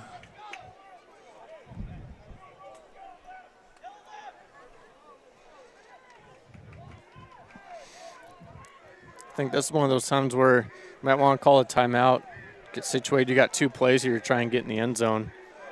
But they look like they're ready to go. Tuttle's directing traffic. Irvin Warden Graham trips to the left. Looks for Irvin. Catches it. Down to the half-yard line. He fell down as he caught it. And I don't think the ball crossed the... Half his body was in the end zone, but the ball might not have, doesn't look like the ball was across the goal line when he came down with it. He's clapping his hands coming off. I think he knows it, but he was trying to plead his case for that touchdown. 1st and goal inside the 1, about the 6-inch-yard line. Brian Hamilton takes his 2nd time out of the half. You know, in order to get where you're going, you need to see what's ahead. Clearview Auto Glass can replace or repair your windshield conveniently, even while you're at work. You can't beat the amazing customer experience and fast and high-quality repairs. Clearview Auto Glass is a proud partner of Shasta County Sports. ClearviewAutoGlass.net or call 347-7444. Clearview Auto Glass. You know, you got a minute 43, TJ. You got 1 timeout. I'm giving the ball to Tyler Boston, and I'm running right up the gut, and I'm challenging my offensive line to get the ball in the dang end zone. I think you do that a couple of times here, Aaron. I think you trust your offensive line. You challenge them to get up there, but you also put the ball in the best player on the field. You put the ball in his hands, number 33, Tyler Boston here. And he is the lone back in the backfield. Nathaniel Wilson, the H-back to the right side. Moves to his left. You got tight end over there. Boston stood up at the line of scrimmage, but he bowls his way into the end zone. Touchdown, Knights! They had Trayvon Foster at the tight end of that side. They shifted Wilson over to that side, and they ran to the left. And give credit to Delta. They stood him up at the line of scrimmage, but Boston is just too good and bounces into the end zone, and that makes it 14-13, pending the extra point. Minute 37 left to go here in the first half. Dennis Perez.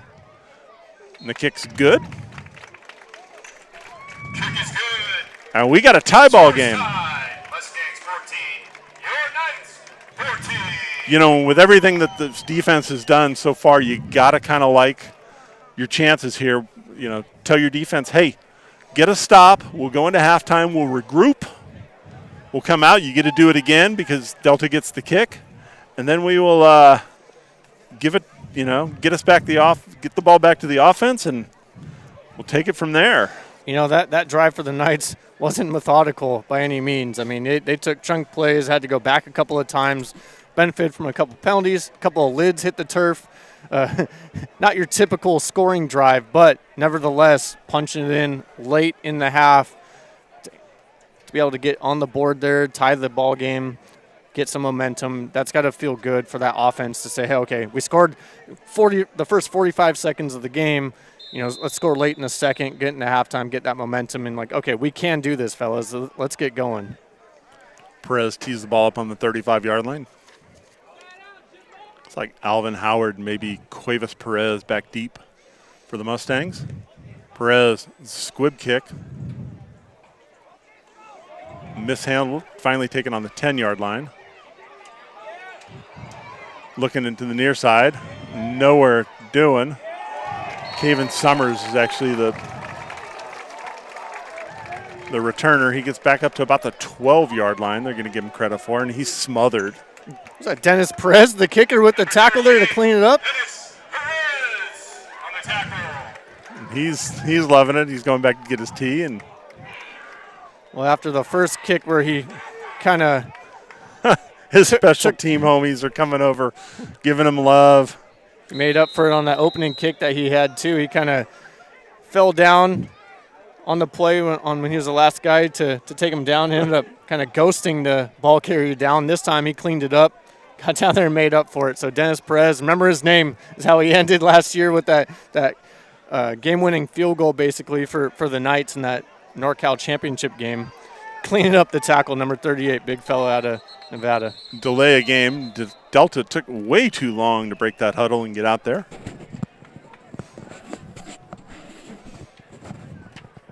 Excuse me. It's untie. Delay a game. It'll be 1st and 15. Back it up inside the 10-yard line. And that's just, you know, that's one of those inexcusable. That's on the coach right there. On change of possession, you're talking to your team too long. 25-second play clock wound down. 1:26 left to go here in the first half. Tie ball game.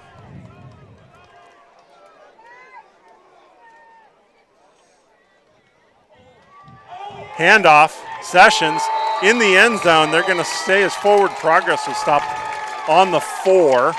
Well, that's a favorable call for forward progress. I probably would have put him around the 2. He was stood up at the line, in back of the line of scrimmage, and then pushed into the end zone. No way that was ever going to be a safety. I think that was Bladen Stanky, first one there. Shasta High product coming over, playing his first college game. I think he was the first one there on that play. We saw him quite a bit. He's the best offensive lineman probably in the whole northern section in this last weird spring ball that we had. And staying as a Shasta product, switching purple for green. He was forced, got his brother playing as well. Kane might see some time here at guard, offensive guard. And younger brother Mason, I saw him down in the crowd earlier. So there's a trio of Stanky boys that have gone through the Shasta Wolves program, and 2 of them are up here with the Knights. Shasta takes timeout with a 2nd and about 20. I think Shasta's going to probably try and pin its ears back here. Delta comes back from the sideline. The play clock's already moving, under 20 seconds before they even set up. 2 receivers on either side. Yeah. Tyrese Randall playing the nose. Session in the backfield. Play clock under 5. DeMello, screen pass to the near side, and it is sniffed out. Robert Hinojosa.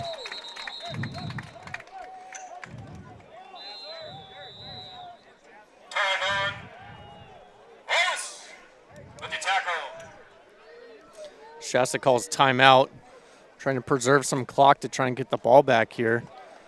Pinned deep in their own end zone for the Mustangs. It's a gain of about 2, so it'll be 3rd and forever. It'll be a 3rd and 18 for the Mustangs. 1:11 to go, and if you get a stop here, if you get an incomplete pass, you're going to get the ball back with about a minute. You know, and if I'm Delta, I run the ball, and I let the play clock go, and then I kick the ball back to Shasta with under 20 seconds left to go and say, you know what, if you're going to do it, you're going to do it. Yeah, but even running the ball right now, that's not too favorable for the way the Delta Mustangs have been able to, what they can do on the ground. So I know you want to get the clock going. What are you going to do? What kind of run are you going to dial up to make sure you can get positive yardage and you're not going backwards and maybe even into the end zone here? Sessions, the back in the backfield. 3 receivers at the top. Probably have to bet that DeMello's not going to hang on to this one. Knights drop back into too high coverage. 16 left to go.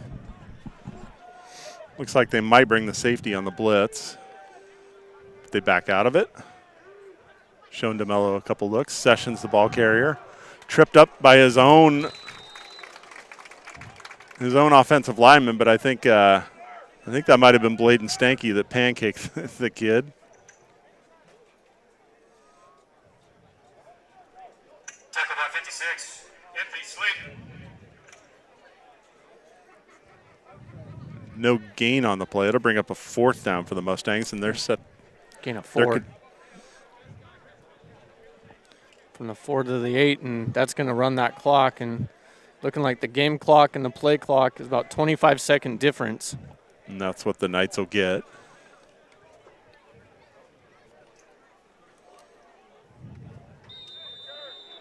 Mustangs call it timeout, their first of the half, with about 24 seconds left. I think they might put another second or so on the clock.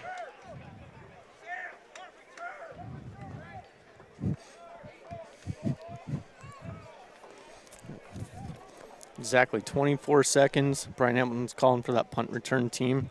Take the field, and hey, we did see it in that early on in that first quarter. C.J. Williams, the up man, taking the play around the left side for a touchdown. I mean, negated by a penalty, but we've already seen what the special teams unit can do with the explosiveness and dynamic playmaking ability out there. Williams is the up man. I think Rajon Williams is the deep guy. Habib Afridi set to kick.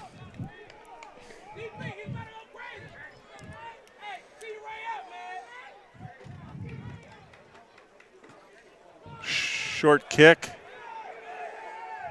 up to the 40. It takes a Delta bounce, and they down the ball.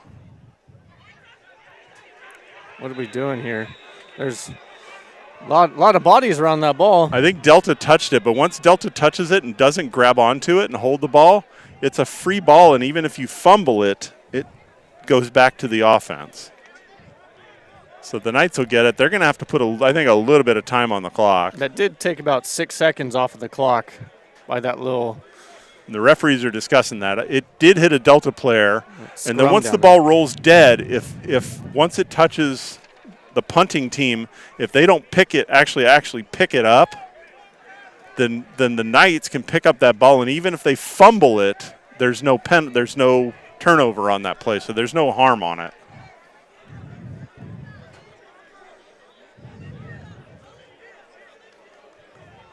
We got 8.5 seconds to go. The Knights Illegal touching. on the Delta 42-yard line. Tyler Carey, the lone receiver, up to the top, trips to our side. Tyler Boston in the backfield. Look for him to pass block, and he does. Tuttle taking a shot. Almost intercepted, almost caught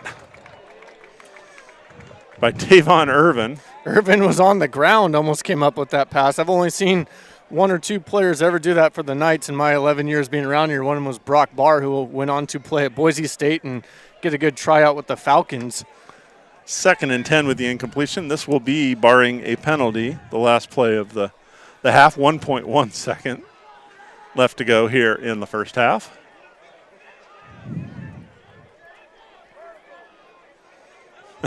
Brian Hamilton yells out vertical, so I think they're going to all run 9s. What do you think here? I think you're going to call on Tyler Carey to pick up a. I might see a Tyler Boston screen pass, to be honest. Delta calls the timeout. Oh, flag comes in on the play. Delay a game. That's what they were screaming. I thought they were calling timeout because they didn't see a formation, but Delta was screaming play clock, play clock. 2nd and 15, but it's really kind of immaterial. Ball near midfield. Torrin Tuttle's just going to have to send everybody on 9 routes and heave the ball. Or you hand it off to Tyler Boston, and he picks up about 6. And that is the end of the first half. Our score, Shasta 14, Delta 14. You're listening to Shasta College football on Shasta County Sports. Aaron Williams, TJ Holmes, Tracy Holmes, and Mike Daly, the whole crew. We are going to step aside for a brief moment. We will be back with the halftime show.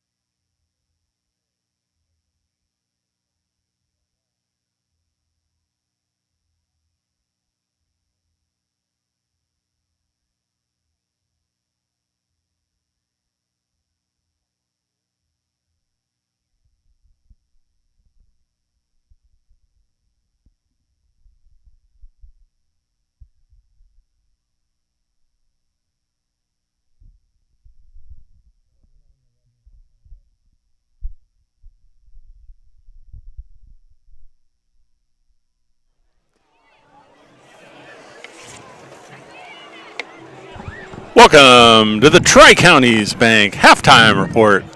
Shasta College football on Shasta County Sports. Aaron Williams here with TJ Holmes. TJ, we're knotted up at 14. We were talking a little bit off air that you got the numbers, and for all of our talk in the first half about how kind of the Shasta offense looked out of sorts, really not that bad. There's some self-inflicted wounds that I think they'll probably clean up at half, and I'm sure that's what they're talking about. But overall, on paper, it doesn't look bad, but in person, it was like, all right, they've kind of started hot, and then they sputtered. Yeah, that first drive of the game, I mean, obviously in 45 seconds, they found the end zone. Everything seemed to click. Everything seemed to work. Special teams helped them out. But to score when you didn't have rhythm, when you had chunk plays and then had to go backwards because of penalties, you still found a way to find yourself sitting in the end zone, getting on the board, especially towards the end of the half when time isn't really your friend. So you got to feel good about scoring one way efficiently and then still finding a way to get in the end zone. Yeah, you got the breakdown of run and pass. Pretty balanced attack by the Knights here in the first half. Yeah, you got Shasta's passed the ball 19 times, so Torrin Tuttle is 9 of 19 for 105 yards passing, both one touchdown and one interception.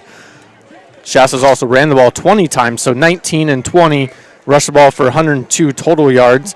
Tyler Boston leading ball carrier, 11 carries for 63 yards. Jaden Gordon, 4 carries for 12 yards, and Torrin Tuttle, 3 carries for 27 yards. Leading receiver, we got Tavon Irvin has 2 catches for 11 yards. Leslie Cummings, 1 catch, 44 yards. That big, nice play there by Torrin Tuttle, that great connection. But a lot of guys just one catch, so he's spreading the ball around. He's got 7 different receivers on his 9 completions.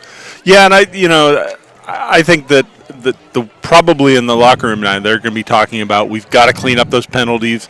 We've got to stop going backwards and killing our momentum. And I think that's the one thing that I look to see out of the half is, they'll start on defense, their first drive on offense.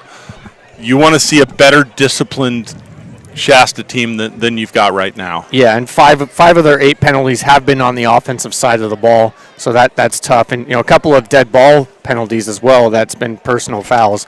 On the other side, the defense we talked about, right? I mean, I know they've given up 14 points. They've kind of had their backs against the wall. One of those touchdowns was on the short field after the 83-yard interception return. Yeah, but that defense has only given up 102 total yards in this game, so Shasta's doubled up Delta offensively in the yardage category. Delta balanced again, 17 passes. DeMello's 13 of 17 for 91 yards and 2 touchdowns. But in the rushing department, Shasta's defense, we talked about, they're kind of having their way with that offensive line for Delta. They got 16 carries for 11 yards. So obviously 3 sacks are in there for the negative penalties, but they're getting pressure on the quarterback early on. We haven't seen that pressure carry on into that second quarter. Well, and I think, looking at what Delta's doing, they're running the ball not to gain yards. They're running the ball to keep the Knights defense honest. And we saw it the one time they did break off a chunk play. It was just a run-off left tackle, and so, if I'm Delta, I'm going to keep doing that, and you've got to keep doing what you're doing if you're the Knights defensively. About 5:40 left to go here in the halftime. We are sponsored by our friends at Shasta Orthopedics. Whether you're a weekend warrior, high school, or junior college athlete, injuries happen, and when they happen, it's important to be seen quickly by a qualified sports medicine specialist.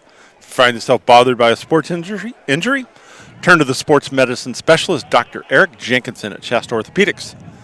He has the experience and the support of the most complete orthopedic center in the North State to get you back in the game. Eric Jenkinson and Shasta Orthopedics, changing what's possible. We'll step aside. We'll be back shortly. You're listening to Shasta College football on Shasta County Sports.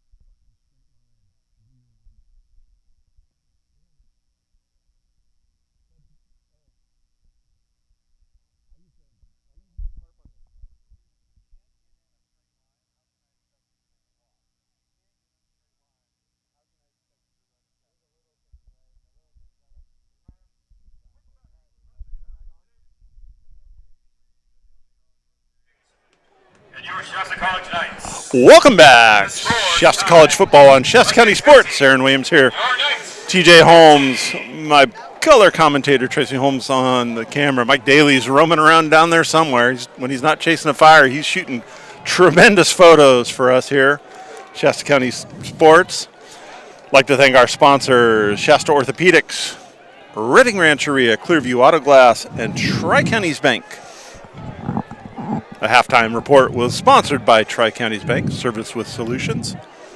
The Knights received the opening kickoff. Delta won the opening kick, or won the coin toss, chose to defer. They will get the second half kickoff here as third quarter gets ready to start. 14-14. And the second half kickoff is sponsored by Tri-Counties Bank, Service with Solutions. Dennis Perez has the ball teed up on the 35-yard line. He is kicking from our left to our right. Demetrio Caven Summers back deep along with, it looks like Alvin Howard. And we are set to get underway. Perez boots the ball. It's a low line drive. Caven Summers bobbles it, finally picks it up on about the 10. He's up to the 20, 25, bounces it out. Get a little bit of room up to the 35-yard line, little extracurricular activity. Perez takes down a would-be blocker. And the Mustangs will start 1st and 10 on their own 33-yard line here to start the second half. You know, TJ, we talked about it. The Knights defense has held the Mustangs to 11 yards rushing here in the first half. I just think you got to do what you're doing, keep that secondary covering those receivers, bottle up the run when they try to run, and get the ball back to your offense. You know, you made an excellent point, Aaron, that during the Tri-Counties Bank halftime report that Delta is more of running the ball to keep them honest now, not really to, obviously you want to gain yards, but that's not the way that you're going to be breaking off those big plays. We'll see if they can get some of those chunk plays in the second half. Pickens and Howard, the receivers to the top. Handoff, Caven Summers, and he is smothered. Dermont Morgan coming up big. The Australian native. Loss of 1 on the play. That'll bring 2nd and 11.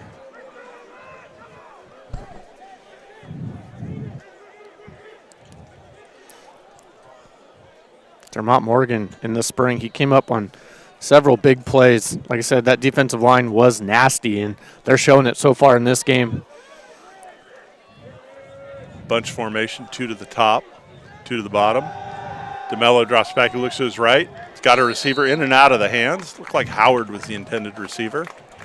Throw is a little bit low. Incompletion brings up a 3rd and 11. That was an excellent route by Howard.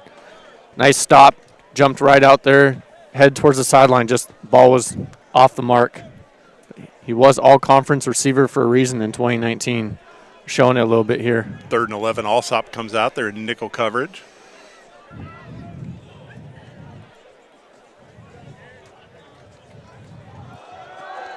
Handoff. Caven Summers, he tries to bounce it to the left. There's nothing doing. He is absolutely pounded. Gains 2. Elijah Grooms comes in and absolutely decleats him. He paid the price for it because that was one of those highlight reel hits. But the Shasta defense does its job. Gain of 3 on the play. That'll bring up a 4th and 9. And that's what you want to see out of your defense coming out of the locker room. 3 and out, give your offense the ball back, and let's see what they can do. Absolutely. Elijah Grooms, a 5'9", 170 freshman at New York. He's starting in place of Noah Benson, who's a hard-hitting free safety for the Knights, missing this game. You couldn't have known which one was out there after that one. Cleaning up a great tackle there. Rajon Williams back deep. Along with C.J. Williams, he's the up back. Wobbly punt. It's going to fall about the 40-yard line. Takes a Shasta bounce. No Delta players around it. They have to chase after it.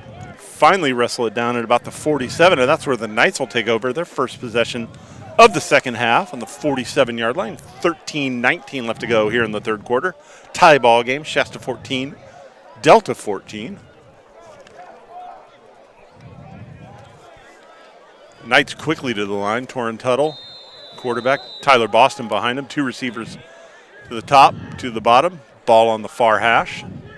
Hand off to Boston. He runs off right tackle. He's got some room. He bounces it outside. Breaks another tackle. Still on his feet inside the 40-yard line. Flag comes in late. Gets down to the 37-yard line. 20 yards on the run.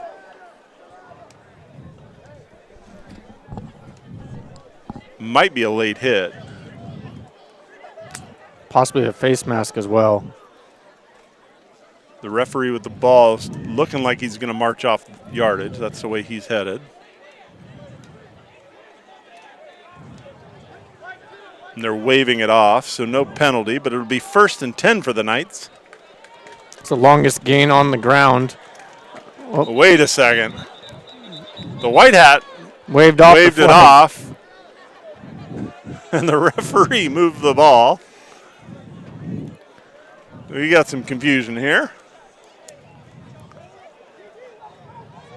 And they're moving the ball back. Maybe Austin Berry was doing his best convincing job out of center, trying to say, hey, no, he called that. Let's move it down the field. So the ball will be spotted on the 37-yard line. Gain of 20 on that for Boston.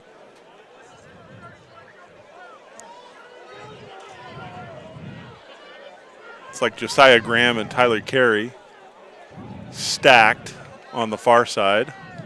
Tyler Boston in the backfield.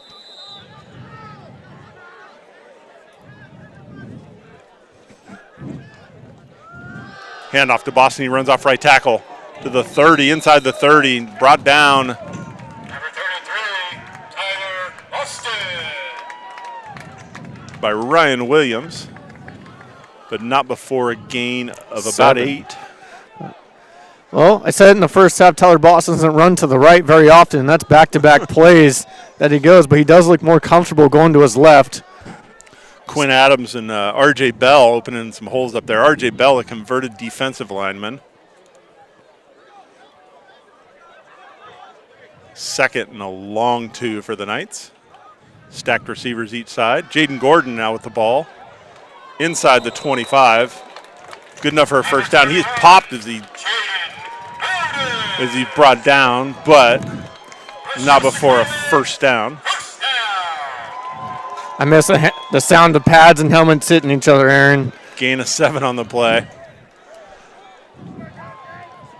Yeah, that was innocuous. It just sounded worse than it really was, but yes, the sound of crunching. This is a man sport.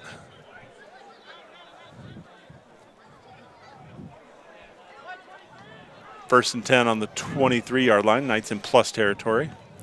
Again, stacked receivers. Jaden Gordon, the lone back in the backfield. Just under 12 minutes left to go.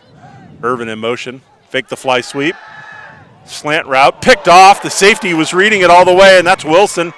He makes a business decision, gets out of bounds right at about the 30-yard line. That's his 2nd interception of the night. William Wilson was sitting back on that slant. I mean, he came from the opposite hash on that play. He read that from the start. Saw Josiah Graham going on that inside post. And, I mean, he came from the far hash all the way over to the other one to make a heck of a play there. That's got to be some good scouting because, you know, normally you're gonna sit on that. Now you've got trips over to the left side. But they must have seen something in film that told them that they were going to look for that slant.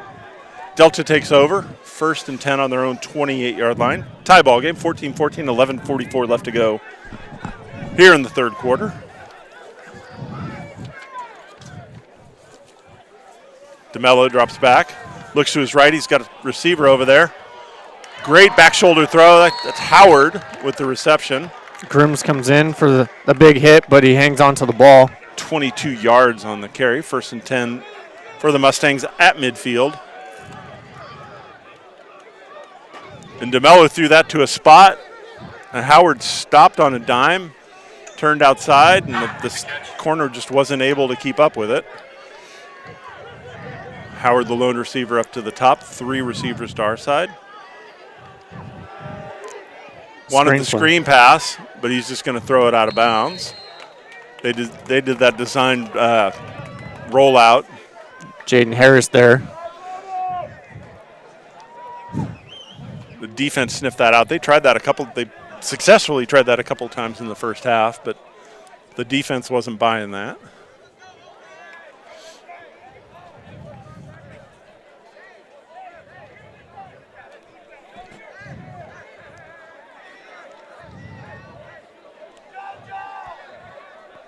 Trips left here. Single coverage on the top. Shasta bringing a blitz. It's picked up. DeMello again finds Howard, his favorite receiver. Still on his feet, inside the 20, inside the 35, down to about the 32. Again, that was the same type of throw, that stop route back shoulder thrown before the receiver makes his cut. Again, big time throw, and for the receiver to break that off, see that play happening, that back shoulder, that's some good connection, that's some good chemistry. 18 yards on the completion. Clock winding under 11 minutes here to go in the third quarter. Delta on the march. And if it's not broke, why fix it? Howard, the lone receiver up top. 3 down to our side. Craven Summers, lone the backfield. Excuse me. Sessions, he runs right. Grooms with the tackle, forces him out of bounds. Knocks the helmet off. So the 30-yard line, gain of 3. Yeah, pick up. Called a long two, so it'll be 2nd and 8. Just outside the 30-yard line.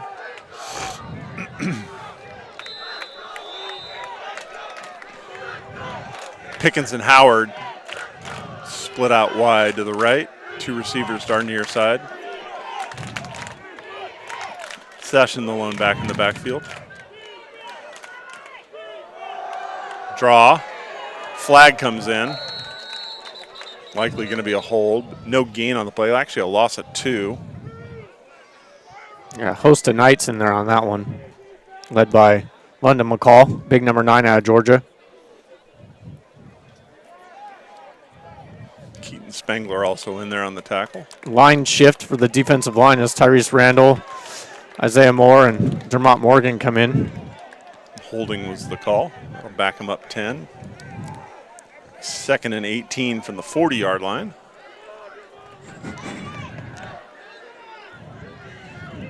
Gorgeous night for football. Shirt sleeve weather. Smoke is finally lifted.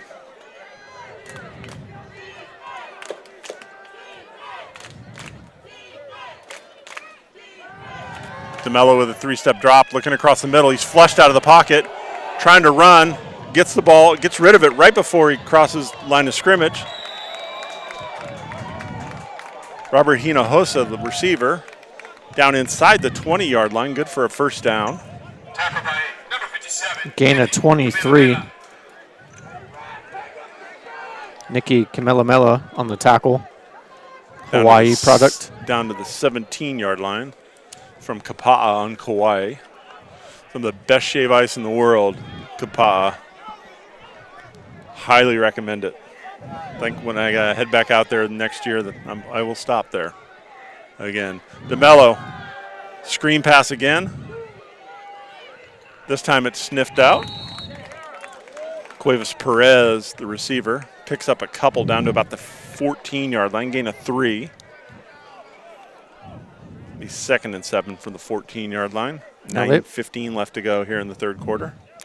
Well, a lot of times you see when you play that quick screen game, especially when the run game isn't going, that quick screen game is an extension of the run game, and we've seen that play about 5 or 6 times tonight. Yeah, he steps to his left, rolls back around to his right.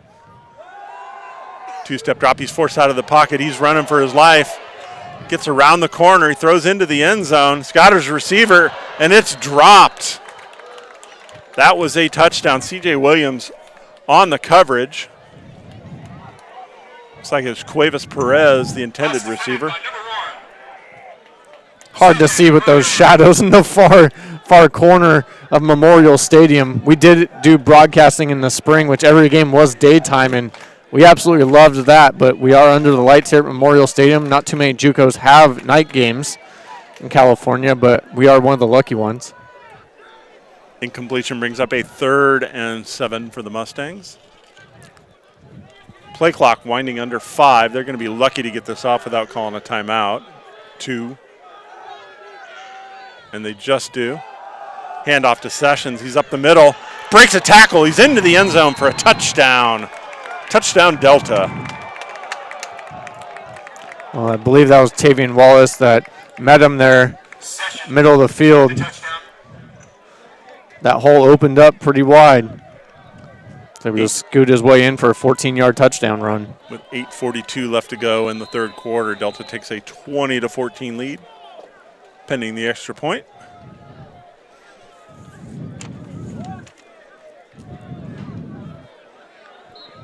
Little pooch kick is good. Delta leads now 21-14, 8:42 left to go here in the 3rd quarter. I'd like to thank our sponsors: Shasta Orthopedics, Reading Rancheria, Clearview Auto Glass, Tri-Counties Bank. They've been with us, all been with us from the start, and we thank them tremendously to make this possible.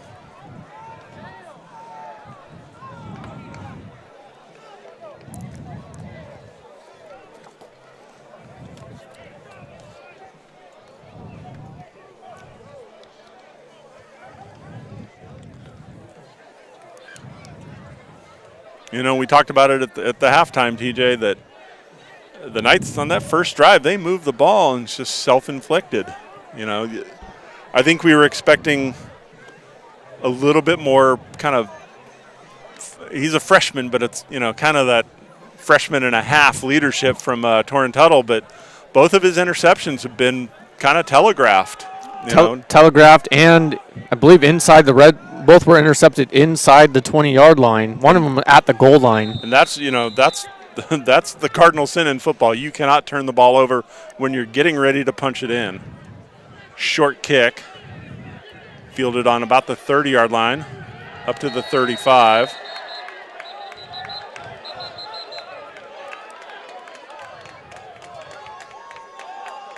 Knights start their next drive on the 30 on their own 35-yard line, about midway through the 3rd quarter. And you can feel the momentum on that Delta sideline. They're hyped up over there. They're cheering on just about everything.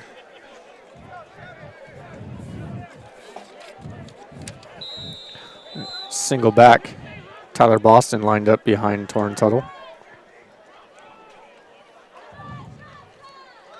Handoff, he runs off left tackle. He's got a hole. Tripped up by the safety coming up. Shoestring tackle.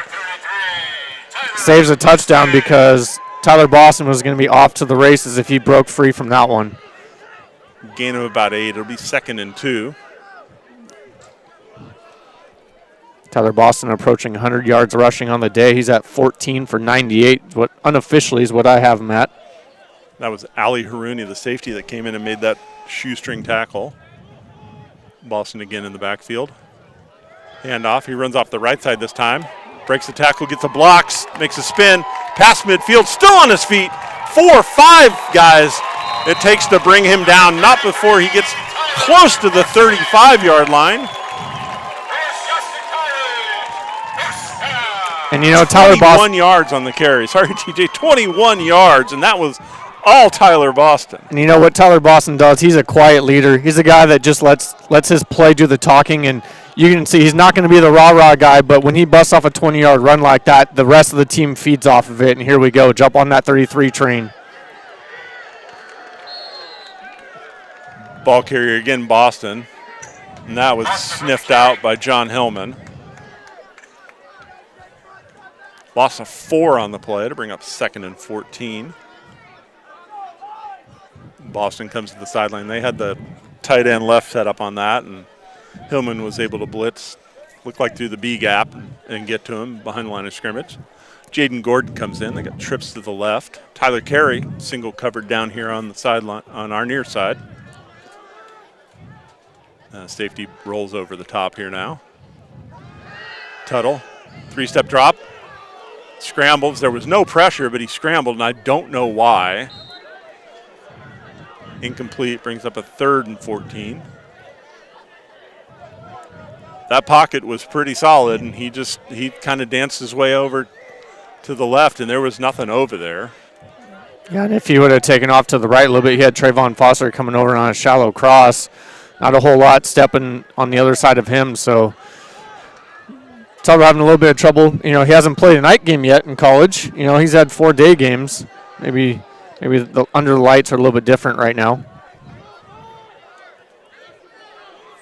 Crucial 3rd and 14. Irvin in motion. Fake the fly sweep. Screen pass to Gordon. He's got blocking out in front of him. Makes a cut up to the 25. Pinballs his way to a Shasta first down. Well, there we go. We said that screen game in that first half. That's a guy you want to get the ball to on a screen. Jaden Gordon, a track star, a lot of speed. 16 yards. And, he had blocking out in front of him, and they didn't touch anybody, but they got in the way. And sometimes on the screen pass, that's all you need is just to kind of be a speed bump for those defenders coming at him. I think he ran past his blockers. He didn't have enough patience. He wanted to just get down there because he saw how much room he really had down there to keep moving the ball. Tight right. Boston in the backfield. Tuttle throws it away. Pressure was coming. Flag on the play. Away from the play. The far side.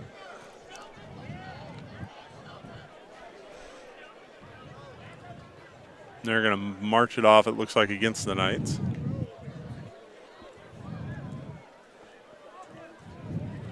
Ineligible lineman downfield. It'll be 1st and 15. Is that number 9? That's the first penalty of the second half for the Knights. 9 penalties. And we talked about that, not having that scrimmage or that first game under your belt. And, kind of need that half to catch up a little bit. And with 8 penalties in the first half, obviously they cleaned up a few things in that, first half of the third quarter. Tyler Carey, the lone receiver, to the left. Boston and Wilson. Handoff Boston. Runs off left tackle. Gets a block from Wilson. He's to the 15. Gets 5. Almost. Tyler Carey would have held that block. I think he would have scored. But he gets down to the 3. 1st and goal for the Knights.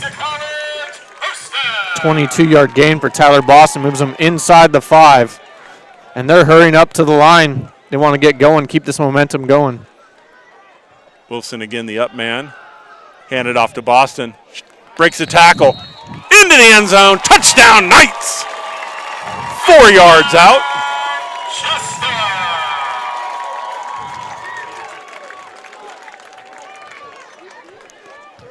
Tyler Boston off tackle. Guy tries to come in high on him. Just shrugs him right off. Right over the goal line. Number 33, Tyler Boston, his 2nd touchdown of the game. Dennis Perez in for the extra point.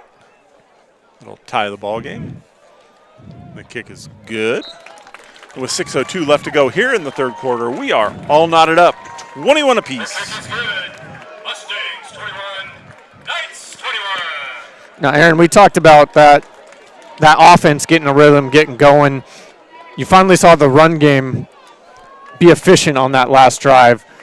Tyler Boston had a couple of big gains. Jaden Gordon, both running and the screen pass. But, these are your 2 horses. Remember that you have a sophomore in Tyler Boston, a redshirt freshman, Jaden Gordon coming out here. These are the guys that you got to get the ball to. And Brian Hamilton dialed up 33 and 21 a lot on that drive, and that's what I like to see out of this Knights offense. 8-play, 65-yard drive for the Knights. Tyler Boston, 18 carries, 139 yards so far, unofficially in this game. Jaden Gordon sitting at 44 total yards between 5 rushes and 3 catches. But again, number 33, Tyler Boston, this second half, he's had 3 carries over 20 yards or more. So, that's what you like to see, those chunk plays, those chunk yardage from your sophomore leader. Dennis Perez tees it up for the Tri-Counties Bank kickoff. Craven Summers and Howard back deep. Short kick. Bounces. The up guy looks like a linebacker. It was John Hillman. didn't really want to catch it, lets it bounce. Howard came up, and ball squirted around on the ground for a little while before Delta finally fell on it, and they'll take over 1st and 10 on their own 23-yard line. 6 minutes left to go in the third quarter. 21 all.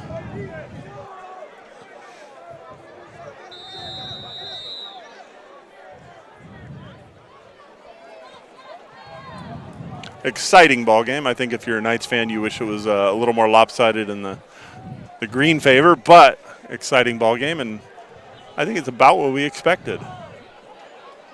Delta having had that one game under their belt already. DeMello with a handoff to Craven Summers. Tries to run right, and he is stacked up. Anthony Slayton, number 56, coming in to clean up the tackle. Number 56, Anthony Slayton on the tackle. Loss of 1. It'll be 2nd and 11. Slayton out of Del Norte on the coast. Just glad you didn't say Del Norte. We'd have to go to battle over that one.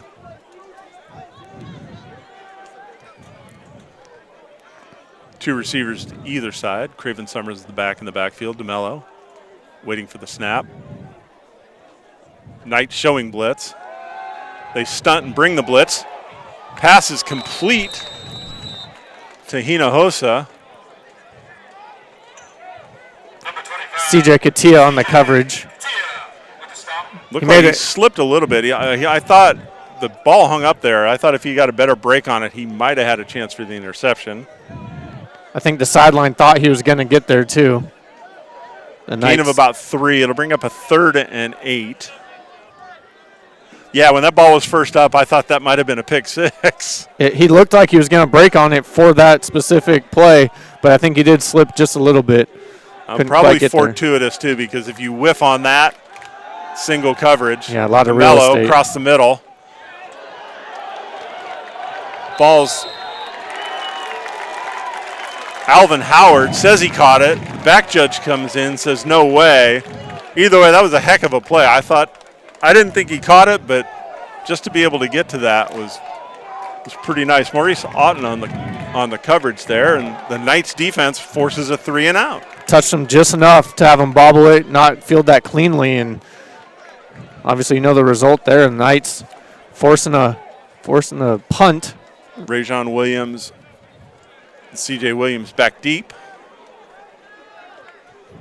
Williams on his own 40.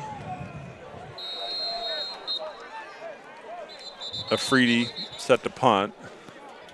Delay a game. That seemed like a quick play clock to me, but they did wait a bit to get the punt team out on the field. Delay a game. It'll be moving back 5. It'll be 4th and 13. And that'll move Williams up to his own 45-yard line. Williams and Williams back there. High snap, flag. Afridi barely gets the punt off. It lands on the 35-yard line, takes a bounce, and it'll be downed on about the 37-yard line. We got to see what the penalty is. It might be an offsides. You know, Aaron, I've been covering football as a reporter or broadcaster for 11 years. Watched football my entire life. When the ball's kind of just bouncing around the ground, I think every single time I hear coaches from which corner of the stadium yelling, "Get away!" And yet when you're on the field, that's not what they actually do, what the players are actually doing there. I know it's a favorable position to try and do that, but somehow you touch the ball. That's a lot of real estate there for Delta to pick it up and head down the opposite direction. Having coached football, I can tell you that nothing keeps you up late at night. More than a player you're yelling Peter to, and they come up and they just want to look at the ball, and that ball's stupid. It takes a funny bounce. And that's offsides on Shasta. So the delay of game is negated. It'll be 4th and 8, and we'll do it again.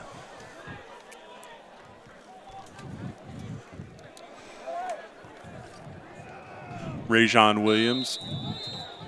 C.J. Williams back deep. High snap again.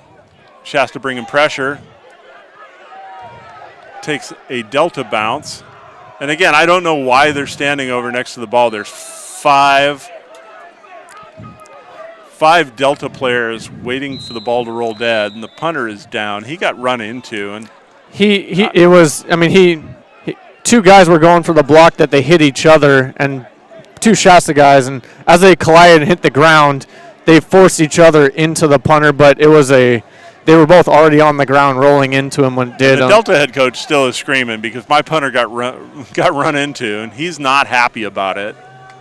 And you've seen flags thrown for less than that. And he's up and walking off the field on his own. But the Knights will take over 1st and 10 on their own 43-yard line. 4:03 left to go here. Exciting third quarter. 21-all is our score. You can feel the crowd starting to get into it a little bit more than they were in that first half, knowing that time's going to be running down. But it's been a close ball game. Every which way. No one's led by more than 7 in this game. Tyler Boston back in the backfield, standing behind Torrin Tuttle. Ball in the far hash, 2 receivers to either side. Handoff, runs off left guard. Boston picks up about 7. Bring up a 2nd and 3 at midfield. Actually gain at 8. They spot it down at the 49, so we're in plus territory for the Knights. Clock winding under 4 minutes. Tight end set, tight right. Boston the lone back in the backfield. 2 receivers to Tuttle's left. Handoff, Boston makes a cut at the line, and he squirts ahead for a first down. 5 yards on the carry. Well, that's what you'd like to see out of your sophomore tailback. Picking up yards, feed him the ball. With that added weight he had in the offseason, he put on about 10 pounds. You'd like to see him get the ball a little more and sustain these hits later in the game, and I think this is where he's coming to work. Thunder and Lightning, he comes out, takes a break. Jaden Gordon now in the backfield. Looks like Aiden Gomes at tight end, tight right formation. 2 receivers, Tuttle's left. Equan Goins, the nose guard, jumps a little early, knocks the center back on his keister. Raises his hand to admit, yep, that was me. 1st and 5, ball spotted down inside the 40-yard line. Gave everyone in the stands a little laugh. It's nice and tight ball game to giggle a little bit. Gave me an opportunity to say keister. 1st and 5 for the Knights, Jaden Gordon. Man in motion. That's Irvin. He settles down. Hand off to Gordon. He runs off right tackle. Makes a cut inside. He had daylight and got tripped up right at about the 30-yard line. Number 21, Jaden Gordon. Dennis Prater again going at it with someone. They're going to call a penalty, I think, on him. And that's the kind of thing that drives you crazy. That was 20 yards away from the play. Gordon was running right, and Prater was on the left-hand side, and he was battling well past anything that was even close to him. I would think this would be a 20-yard gain and then a back of 15 for a personal foul like we did see in the beginning of the game. I believe also called on Dennis Prater. Yeah, no, the ball was down to the 29, so that was a 10-yard gain. And then the ball's moved back to the 44, and it will be a first down. So the Knights actually lose 5 yards on that, on the net play.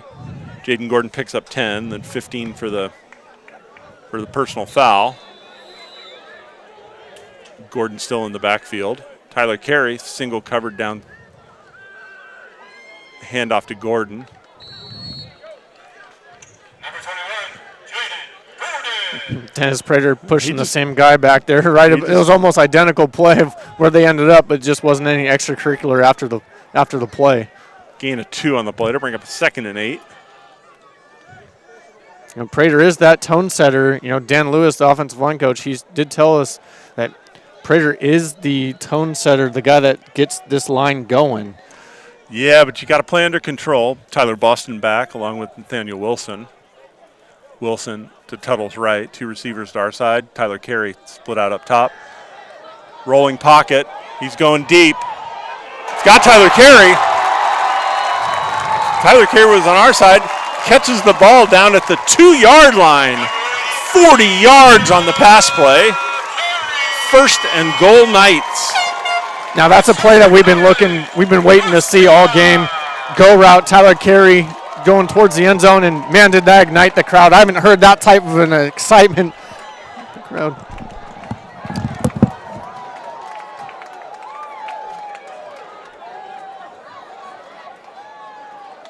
Shasta with a 1st and goal on their own 2-yard line, looking over. Boston the lone back in the backfield, or back there with Nathaniel Wilson. Low snap, handoff to Boston, and he waltzes in the end zone. Touchdown, Knights! Touchdown, Shasta! 2 yards on the carry, the 3rd touchdown of the game for Tyler Boston, and Shasta reclaims the lead.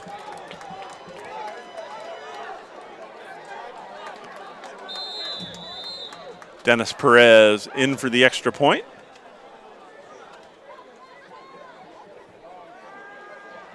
High snap. Ty Thomas handles it. Perez, kick is good. That kick is good. Mustangs 21, your Knights 28. With 1:38 left to go here in the 3rd quarter, Shasta retakes the lead, 28-21. You're listening to Shasta College football on Shasta County Sports.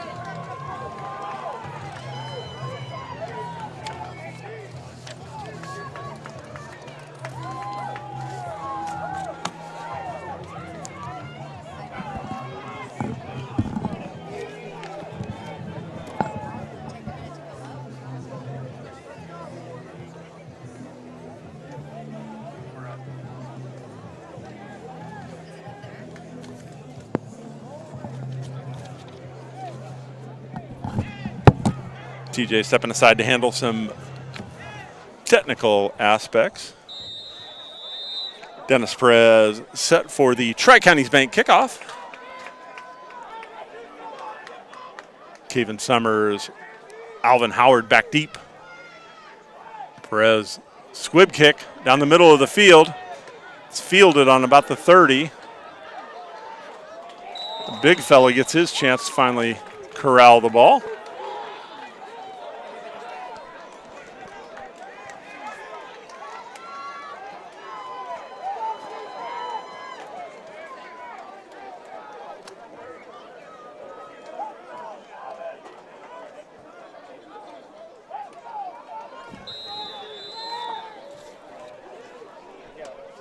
Delta takes over, 1st and 10 on their own 35-yard line. 1:33 left to go here in the 3rd quarter. Entertaining ball game. Shasta, after the touchdown, leads 28-21.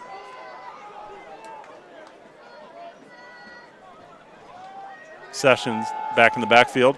Tries to pick up the blitz. DeMello forced out of the pocket. He's going to be chased down, and he is hammered.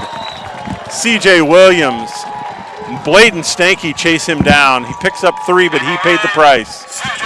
Williams with the stop. Actually gain of 4 to be 2nd and 6 from the 39.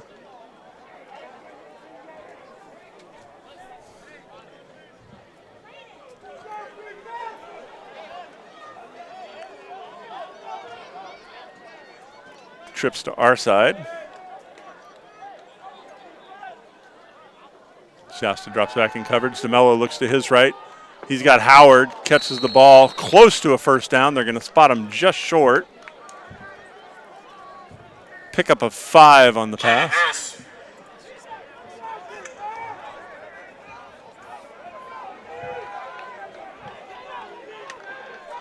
It'll bring up a 3rd and 1 from the 44-yard line. Clock winding down here in the 3rd quarter. This should be the last play of the quarter. Knights bench. DeMello looking to get rid of the ball. It's got no one. Someone dropped down. Jalen Pickens was wide open. Definitely blown coverage, and that is a 56-yard touchdown pass. DeMello looked like he was going to get sacked. Pickens with the reception.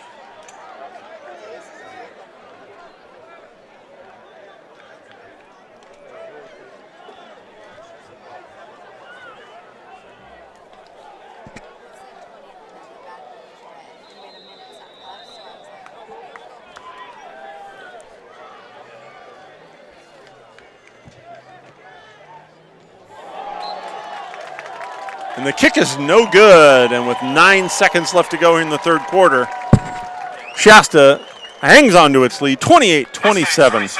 Your Knights, 28.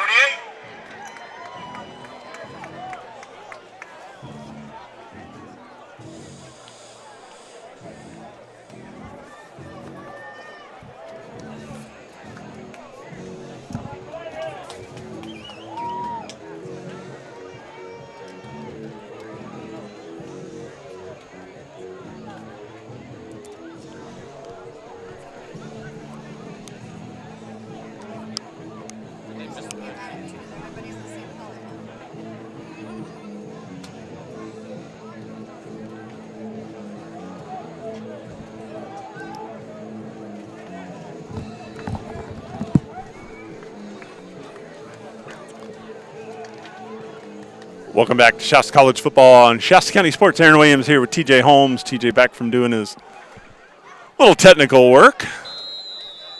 Missed extra point gives the Knights a 1-point advantage.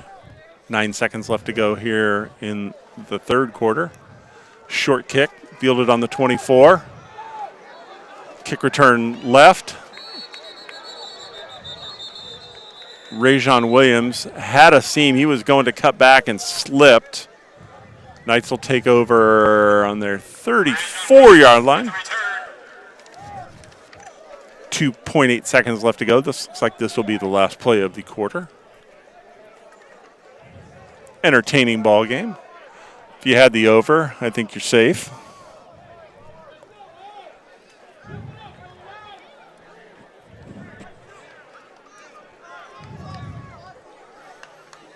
Tyler Boston in the backfield, stacked receivers on either side.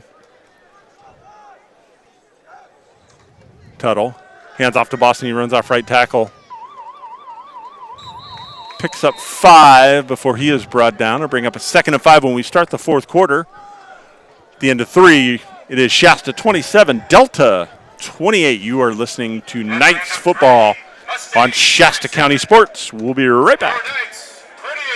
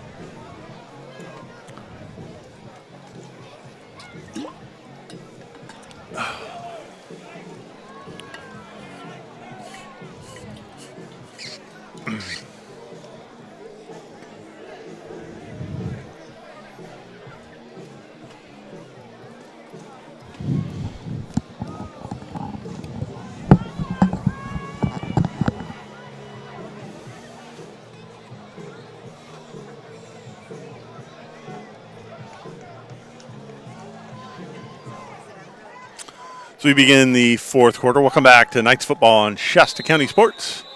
Aaron Williams, TJ Holmes, Mike Daly, Tracy Holmes. 2nd and 5 for the Knights. They're going from our right to our left now. Handoff, Tyler Boston. He gets met at the line of scrimmage and drags the defender 3 or 4 yards, close to a first down. Pickup of 4 to be 3rd and 1 for the Knights. Ball on the 43-yard line.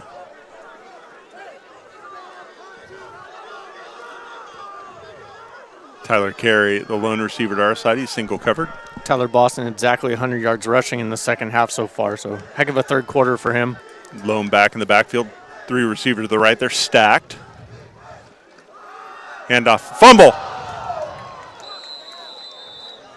Torrin Tuttle falls on it. It looked like it was a RPO. Tuttle held on to a little bit too long, fumble. It'll bring up a 4th and 3, and the Knights will be forced to punt.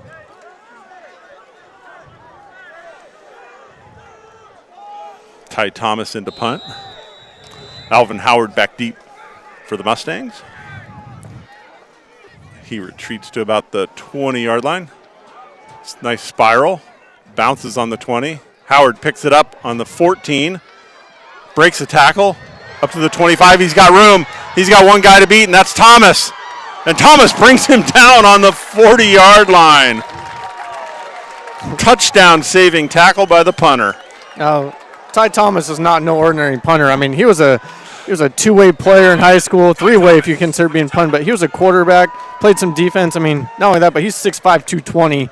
He's not your typical punter size out there, but heck of a play by the Chico native. Delta in plus territory to start. They start the drive at their own the Knights' 38-yard line. 13:57 left to go here in the ball game.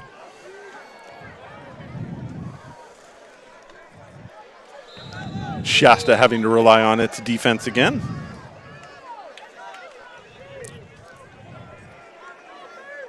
Demetrio Caven Summers, the lone back, standing next to Justin DeMello. Stacked receivers up top, split out wide. DeMello forced out of the pocket, looked like it was a block in the back. C.J. Williams, great coverage. Breaks up the ball intended for Jalen Pickens. Pass defended by number 1, C.J. Williams. Made a great play on the ball after seeming to give away his position a little early pre-snap, but closed that gap pretty quickly. Came around with the right hand in the swipe and was able to punch the ball out. 2nd and 10 for the Mustangs. Same formation. Caven Summers, the quarterback's right this time. Shasta showing blitz. 6 seconds left on the play clock. I don't think he got it off, but they're going to give it to him. High snap, handoff to Caven Summers. He picks up 2 yards, rolls the pile for another yard, gain of 3. It'll bring up a 3rd and 7. I think they got lucky on that. That ball was snapped right at about the 0. I did see 00 on that play clock. Almost snapped it right over his head. That play could have gone a few different ways. 3rd and 7 for the Mustangs. Ball on the Knights' 35-yard line. Same formation again. Shasta not showing blitz. But they do bring it up the middle. Handoff to Caven Summers, and he is stacked up and dropped for a 1-yard loss. Nicky Kamelamela, Anthony Slayton crashing hard on that A-gap. Tackle made by number 57, Nicky Kamelamela. Delta in 4-down territory here, it looks like. Just reset the play clock so they have a little bit of time to think about it. They're going to step up to the line. Hinojosa and Pickens to our side. Howard, Cuevas Perez, the receivers to the top. Caven Summers the back. 3-step drop. DeMello looking across the middle, down to the left. He's got a receiver. That's Howard. Secondary. Beautiful. They really made up some ground. Howard was wide open there for a few seconds. CJ Katia ends up coming up with the ball, but a good 5 yards out of bounds. But great coverage there by Jaden Harris, and CJ Katia forces a turnover on downs, and the Knights take over with 12:20 left, up 28-27, starting at their own 36-yard line. Nice 4 and out after that fumble too. You give the opposition plus territory to start. You're able to 4 and out them. That's a heck of a defensive stand. One thing about this Craig Thompson defense, they do play well on 4th down. Handoff Tyler Boston. He runs off left. He's got a seam. One guy to beat. Jalen Sorrell saved the touchdown, but not before Tyler Boston gets into Mustang territory. 1st down, Knights, the 42-yard line of Delta. 22 yards on the carry. Nathaniel Wilson shifts to the right of the quarterback. Handoff Boston. Tries to bounce it outside. Breaks the tackle. Still on his feet. Close to the 35-yard line. 6 yards on that carry, and that was all Tyler Boston. He is so fluid with the ball. This one heading to the right, but able to make, most of the time he's able to make that first guy miss. glide his way in there and pick up all those extra yards. I mean, he was hit right about the line of scrimmage, if not a yard or two back, and able to go forward, get about 6 on that play. That's a heck of a move by number 33. Tight right formation. Wilson to the left of the quarterback. Jaden Gordon in the backfield. Handoff Gordon. He runs off right tackle. He slips a tackle. He's got one guy to beat. It's a foot race. Oh, and he's tripped up inside the 15-yard line.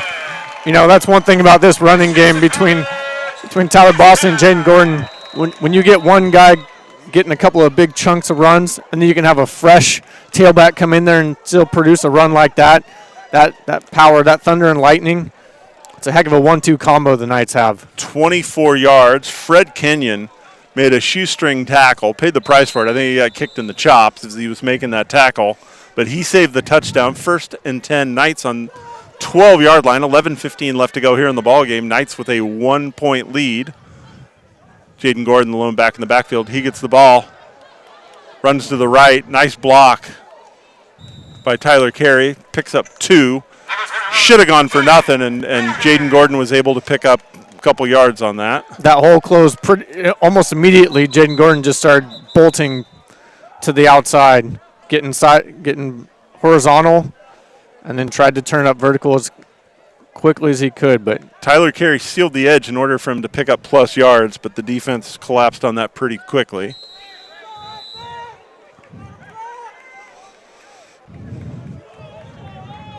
Leslie Cummings, the lone receiver to our side. Carey and Irvin up top. Josiah Graham, I believe. Josiah Graham, yeah.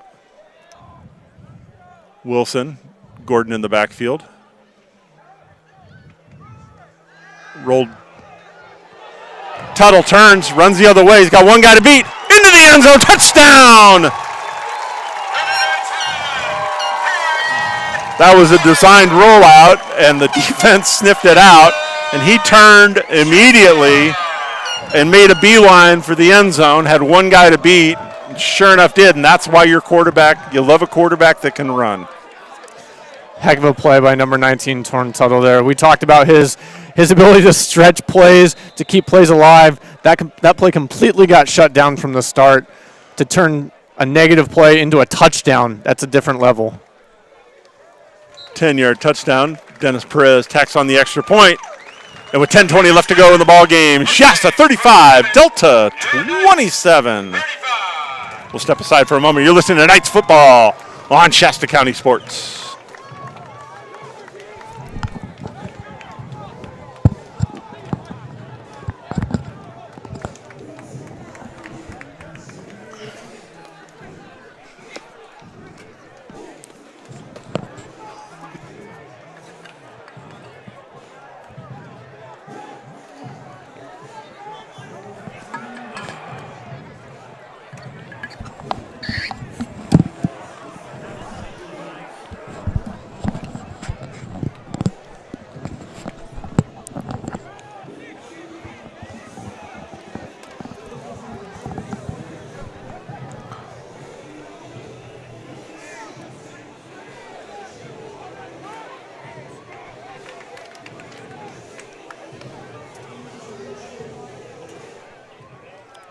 This kickoff is sponsored by Tri-Counties Bank. Service with solutions. Dennis Perez tees it up on the 35.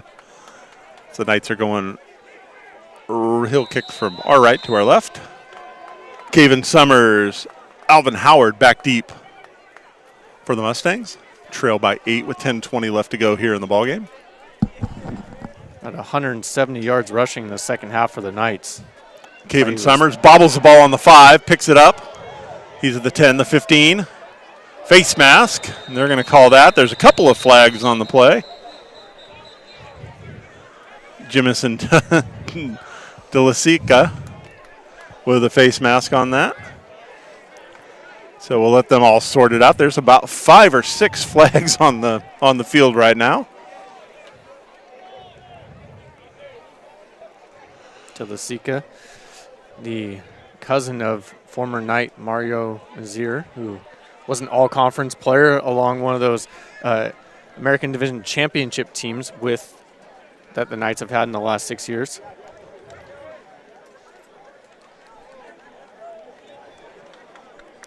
Perez coming back onto the field. Looks like they might tee it up again.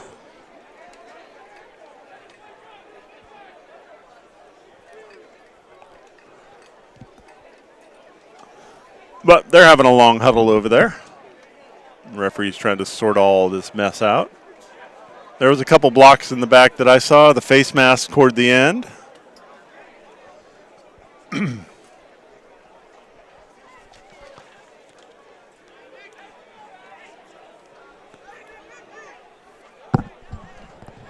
the entire 11 special teams unit for the Knights back out on the field. So just waiting for the calls, but they anticipate having to kick again. Brian Hamilton doesn't look happy. But usually when a referee's walking towards him, he never looks happy.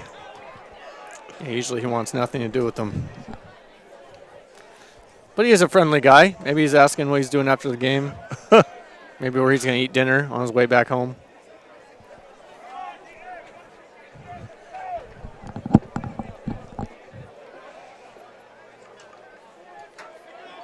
Chop block on the Knights.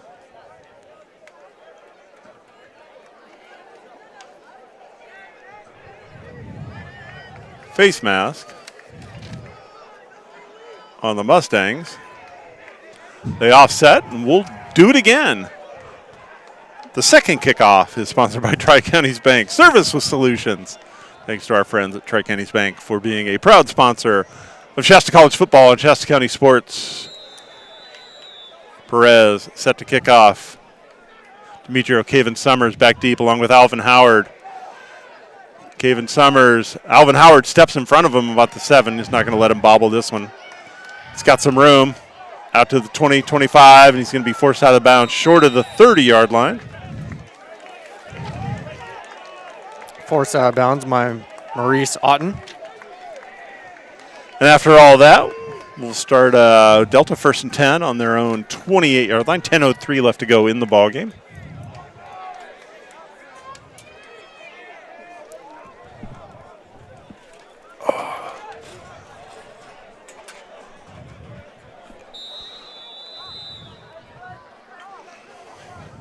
Shasta defense already out on the field. They're chomping at the bit. Mustangs with 16 seconds left on the play clock finally trot out. No huddle. 2 Shasta High products on the line. Number 90, Keaton Spengler, and number 99, Bladen Stanky. 2 all-section kind of kids. DeMello drops back. He's being pressured. He is hit as he throws. That's Howard. Slips one tackle into Knights territory. They're trying to strip the ball. But again, DeMello finds Howard for a big gain up to the Shasta 47-yard line. 25 yards on that completion. 9:45 left to go here in the ballgame. The Knights nursing an 8-point lead.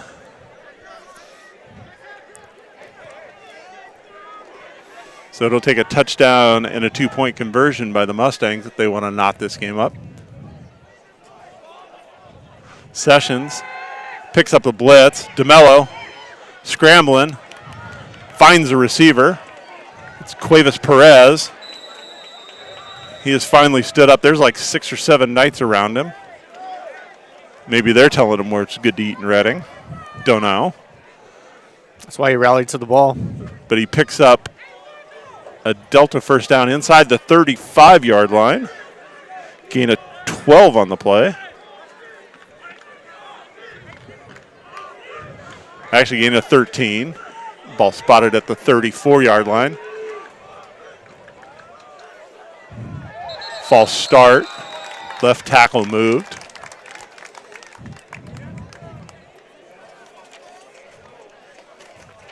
That's the 5th penalty for Delta in the second half. 4 of them coming on the offensive side.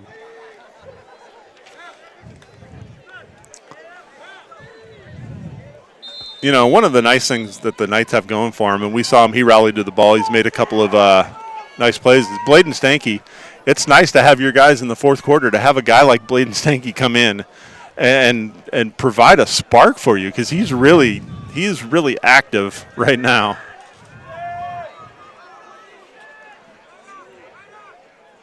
First and 15 for the Mustangs. DeMello, hands off. Gain of about 5. Session on the carry. Anthony Slayton, good tackle, filling the gap there. Gain of 4. It'll be 2nd and 11.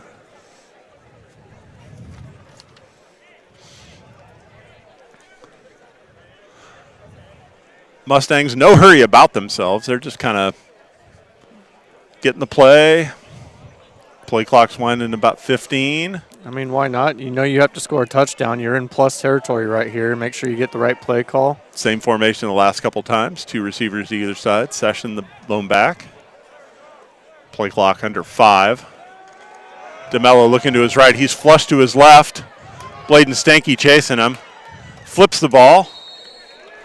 Pass complete to Rashad Stallworth. Short of the first down. That'd be a legal man, ineligible man downfield. Big old number 75 was about 65 yards down the field on that play. The ball was released. Yeah, and that looked like the one. DeMello looked like he was going to run, and then he saw Stanky, and I think he kind of made a business decision when he saw Stallworth. It's like, I'm going to flip this. But I think by that time the offensive line was like, all right, we need to go block downfield. And that'll back the Mustangs up 5. It'll be 2nd and 16. The 41-yard line.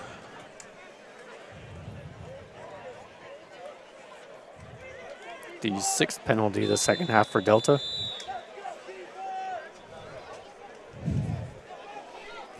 Looking at a 2nd and 16. Tyrese Randall, Isaiah Moore, and they're just rotating the defensive line through, trying to get a good push. DeMello across the middle. He's got a receiver. That's Cuevas Perez down to the 20.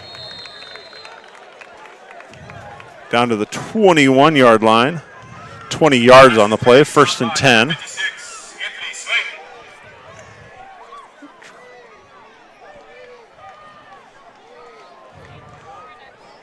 little distracted that someone's flying a drone above the stadium.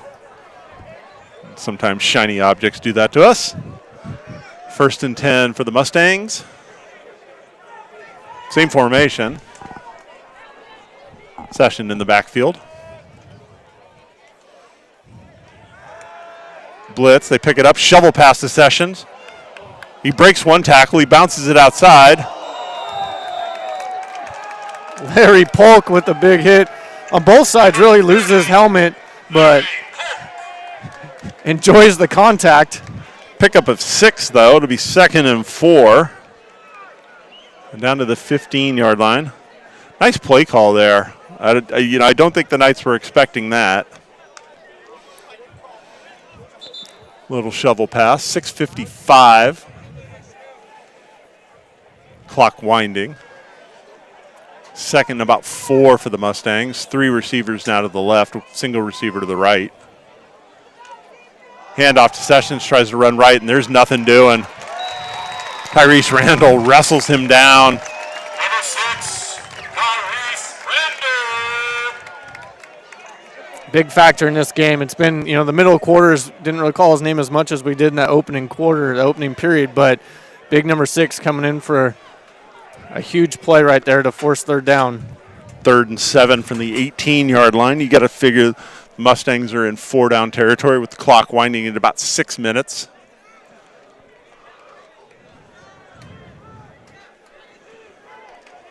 Play clock under 10 seconds.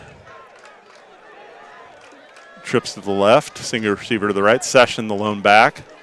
DeMello drops back. He's looking to his left. He's got a receiver. It's Cuevas Perez down close to the goal line, down to the 2-yard line. They run that rub route, that legal pick route, the rub route, if you will. They run that pretty well. They've run that a couple of times, and they pick up the 1st down. It'll be 1st and goal for the Mustangs. Gain of 15. 5:40 left to go here in the ball game. A little bit tougher now once you close the close that real estate down. Trips to the left, single receiver up top. Tina Hosa, the receiver up to our side. Handoff to Session. He is stacked up on the line. He is driven back. They still haven't whistled it dead. Tyrese Randall once again, number 6. Number 6, Tyrese A sophomore out of Randall Virginia. with the tackle. Once it gets in tight there, that's where Randall's going to make his money. Loss of 2. It'll be second and goal from the 4. They didn't blow that whistle until he was about being shoved back on the 10-yard line, so you got to wonder why they spot it where they do sometimes. But it'll be a second and goal, 4:50 left to go here in the fourth quarter. Knights nursing an 8-point lead, 35-27, opening night here at Memorial Stadium. Delta shifts, trips the right. DeMello scrambles in just short of the touchdown. I thought he got in. Well, his whole body ended up in the end zone. They're marking him down. It'll be third and goal from the inch line. He did roll into the end zone. They're saying his knee was down at the 1. 4:13 left to go. That pocket closed pretty quickly. He was looking for a slant across the middle. The pocket collapsed, and he took off and ran. He was trying to stretch over the end zone, but I think his knee was down. 3:55 to go in the game. 2 receivers either side. Keeper, they fake the handoff. DeMello kept the ball. He is brought down by Elijah Grooms for a almost a 4-yard loss. It'll be fourth and goal from about the 4.5-yard line. Freshman out of New York having a game so far. And you got to think this is the ball game here. 3:21 left to go, TJ. If the defense stacks it up here and holds, all you got to do is run out the clock. Trips to the right, single receiver to the left. DeMello looking to the right. He's got his receiver in the end of the end zone. Incomplete. Jalen Pickens had it on his fingertips, but a little too strong from DeMello, and the Knights hold. Well, they had the right play call dialed up, just out of the outstretched hands of Pickens, but right play call, right moment. Delta unable to capitalize and trail Shasta College 8 with 3 minutes to go in the game. Now, Delta has all 3 of its timeouts, and you got to think that they're going to start using them. And if I'm Shasta College, I'm feeding Tyler Boston the rock. I'm going to put my fortunes on his shoulders and say, "Big fella, bring us to the promised land." You'd have to think so. He's about 5 yards deep in the end zone, the single back. Tuttle takes the handoff, or snap, hands it off. Boston picks up about 2 or 3 yards. Picks up 2. It'll be 2nd and 8 from the 6.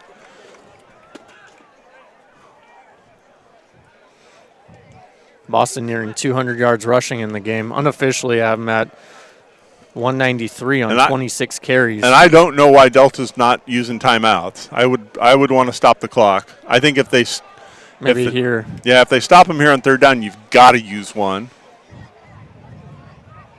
Nathaniel Wilson, the H-back to the left side. Boston takes a handoff. He runs left, makes a cut at the line of scrimmage, beats a tackle. He's the foot race. Got one guy to beat. 20, 10, 5, touchdown, Knights. Good night. That's ball game. 94 yards.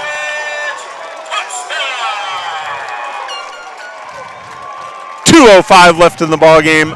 Shasta 41, Delta 27, and you got to think that that's the backbreaker. Absolutely. I'm taking a look at the record book real quick to see what the longest rush is in school history. See how close Tyler Boston is to break that, but 98 yards was the longest. Dennis that was Perez. 94. Tied for the second longest ever in school history.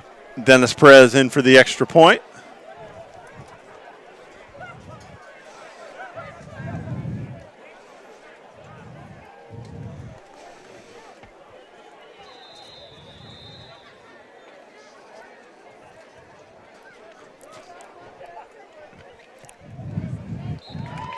Perez extends the lead 42-27 with 2:05 left to go here in our ball game. We're going to step aside for a moment. You're listening to Knights football on Shasta County Sports.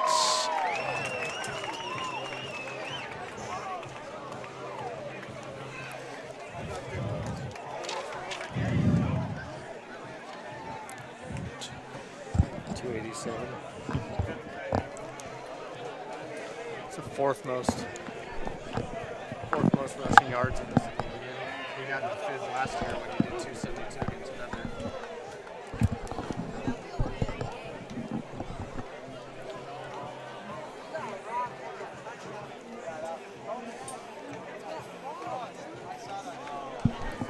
Welcome back. Shasta College football on Shasta County Sports. Aaron Williams here with TJ Holmes, Tracy Holmes, and Mike Daly, and the rest of the Shasta County Sports crew. Tyler Boston with the backbreaker, 42-27, 2:05. Dennis Perez teeing it up for this Tri-Counties Bank kickoff. And you know, TJ, Tyler Boston's having himself a night. What, 287 on the ground? Right now, fourth most, and onside kick. And he recovers it. Little squib kick, and the Knights recover it. Maurice Otten, Johnny on the spot, and that's just rubbing a little bit of salt in that wound. But, you know, I was going to say that Tyler Boston, he is going to be our Reading Rancheria player of the game. There's no doubt about that. But that is set up by an incredibly stout defensive stand where Delta had first and goal from the 2 and doesn't score. And that's what we talked about all game, right? What they can do on fourth down, they get off the field. This defense, that spring ball, being able to know they can get off the field, they've carried it over to the fall so far. I know it was a great play dialed up, but that defensive pressure forced an incompletion in the end zone. And then Tyler Boston, like we said, you got to give him the rock and call him the closer. And Boston gets another carry. Takes it off. Right tackle picks up 4 on the play. 2nd and 6 from the 42-yard line coming up. Well, the record is 330 yards by Dennis Douglas, 1991. I don't think Boston's going to get there in this one unless he breaks the next one. But right now he's got the 4th most rushing yards in a single game unofficially. You know, we're tracking stats up here, but we're not the official count. That's down below. Tavon Irvin comes off the field with cramp. But three players at 3 games ever over 300 in a single game for the Knights, and Boston's pushing that to become the 4th. Under 2 minutes left to go, about a minute 30 left. Knights will let the play clock run down, and you gotta figure that Boston's gonna get the ball. Well, he's certainly lined up to get it here. Tight left formation. Foster, the tight end, to the left side. Boston handoff, runs left. Looked like he was going to break it. Gets about 2 yards on the play. Bring up a 3rd and 4.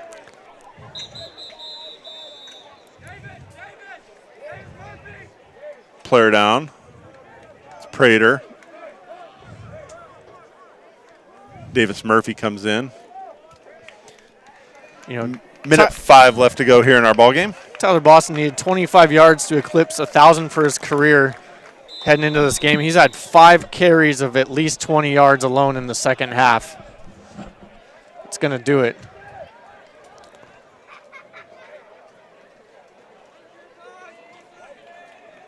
Leslie Cummings, Hunter Pinkston lined up wide receiver. They're trying to figure it out. Got Enterprise Shasta High, former rivals, now sharing the same sideline. Jaden Gordon in the backfield. Wilson, the H-back to the right, tight end to the left. Wilson in motion to the left, so you got to figure they're running that way. Hand off to Gordon, he runs left. Gets a good push. Still on his feet up to the 35-yard line, gets a first down. And a flag comes in. Stops the clock with 27 seconds left to go. That'll move the ball down to about the 20-yard line. Gain of 5 on the play.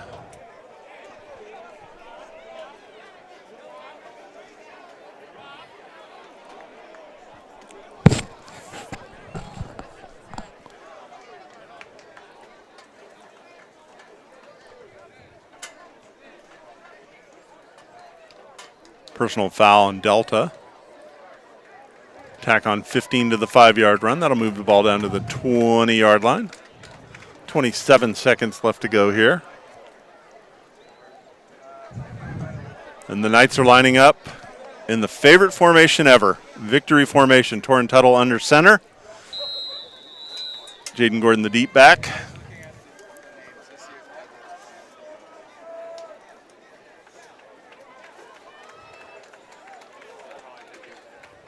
Tuttle doesn't even have to snap the ball. Game clock at 15. Play clock at... Yeah, the Knights don't even have to snap the ball.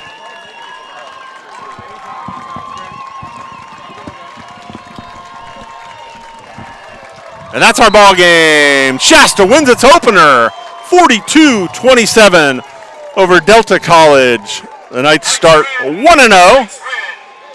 Delta falls to 0-2. The Knights will be in action next week on the road down at Laney College on a Friday night. And when you win, you get to do backflips. We will step aside for a moment, come back with our Shasta Orthopedics postgame wrap. You're listening to Knights football on Shasta County Sports. Take on the Lady College Eagles. Game time set for 7 p.m. The next home game for the Knights will be at 1 p.m. Saturdays.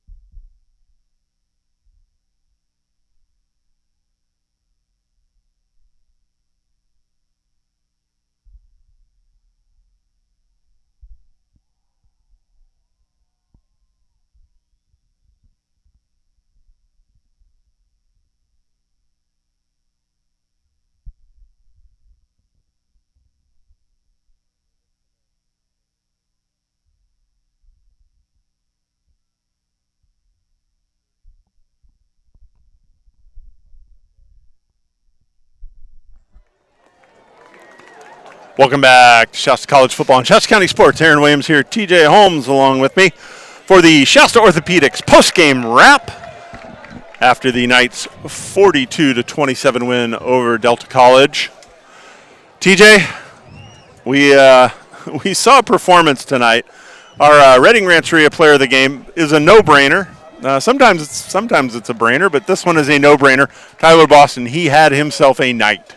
He absolutely did. I have him unofficially at 29 carries, 293 yards, and 4 touchdowns. Obviously, you have to give credit to the offensive line to open up some of these gaps, but there were quite a few runs where Tyler Boston made something out of nothing, and not only that, but made huge chunk plays. I mean, he had 5 carries in the second half of at least 20 yards, including that 94-yard touchdown run as the closer to seal the game. Just put the game away. When you need your guys to put the game away, you turn to your sophomore leader. And for that sophomore out of Dixon, California, to come through the way he did tonight, I have him at, I said 293. That's the 4th most rushing yards in a single game for Shasta College unofficially, but he did have the 5th most in the spring with a 272-yard game. So Tyler Boston, player of the game, hands down.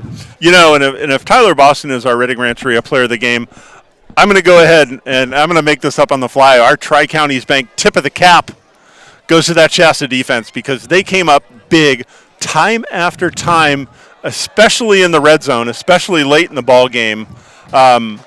Couple of big 4th down stops, and Tyler Boston happens with the line, but you got to get the ball back to the offense. And time again, that defense showed its mettle and what they're made of, especially on 4th down. I believe three fourth down stops in the game, but 2 of those coming in that fourth quarter, and I think 2 of the last 3 drives. I mean, that's what you need for this unit. I mean, sophomores on that line, but a lot of freshmen at the next 2 levels coming back. So for this defense to come away with 2 fourth down stops in the fourth quarter with only a 1-score game bodes well for the momentum going forward. And I know defense coordinator Craig Thompson and assistant head coach Anthony Cavalli, and then also Doc Jenkinson, the defensive line coach. I know they're going to be ecstatic with the way that defense came through when they needed to on the fourth down plays. Yeah, and I think we talked about it at halftime. The Knights moved the ball, and they did it pretty well. They started in fits and starts at times. That second half was an entirely different team. And I think you can see, we talked about it in pregame, how they needed to kind of get their sea legs underneath them, and I think it took them a half, and they figured it out. I thought Torrin Tuttle played better in the second half. The offensive line really did yeoman's work to let Tyler Boston do what he did, and you could see that was a different Knights team in that second half. Yeah, we talked about that at halftime a little bit. Like, you have Tyler Boston, you have Jaden Gordon. I know there was no rhythm in that first half, but once they settled down, they're like, hey, we're going to feed our guys the rock. You could see that offense start to calm down a little bit. We're going to move the ball. The offensive line started getting off the ball a little bit more, started punching the guys in the mouth, moving the ball down the field.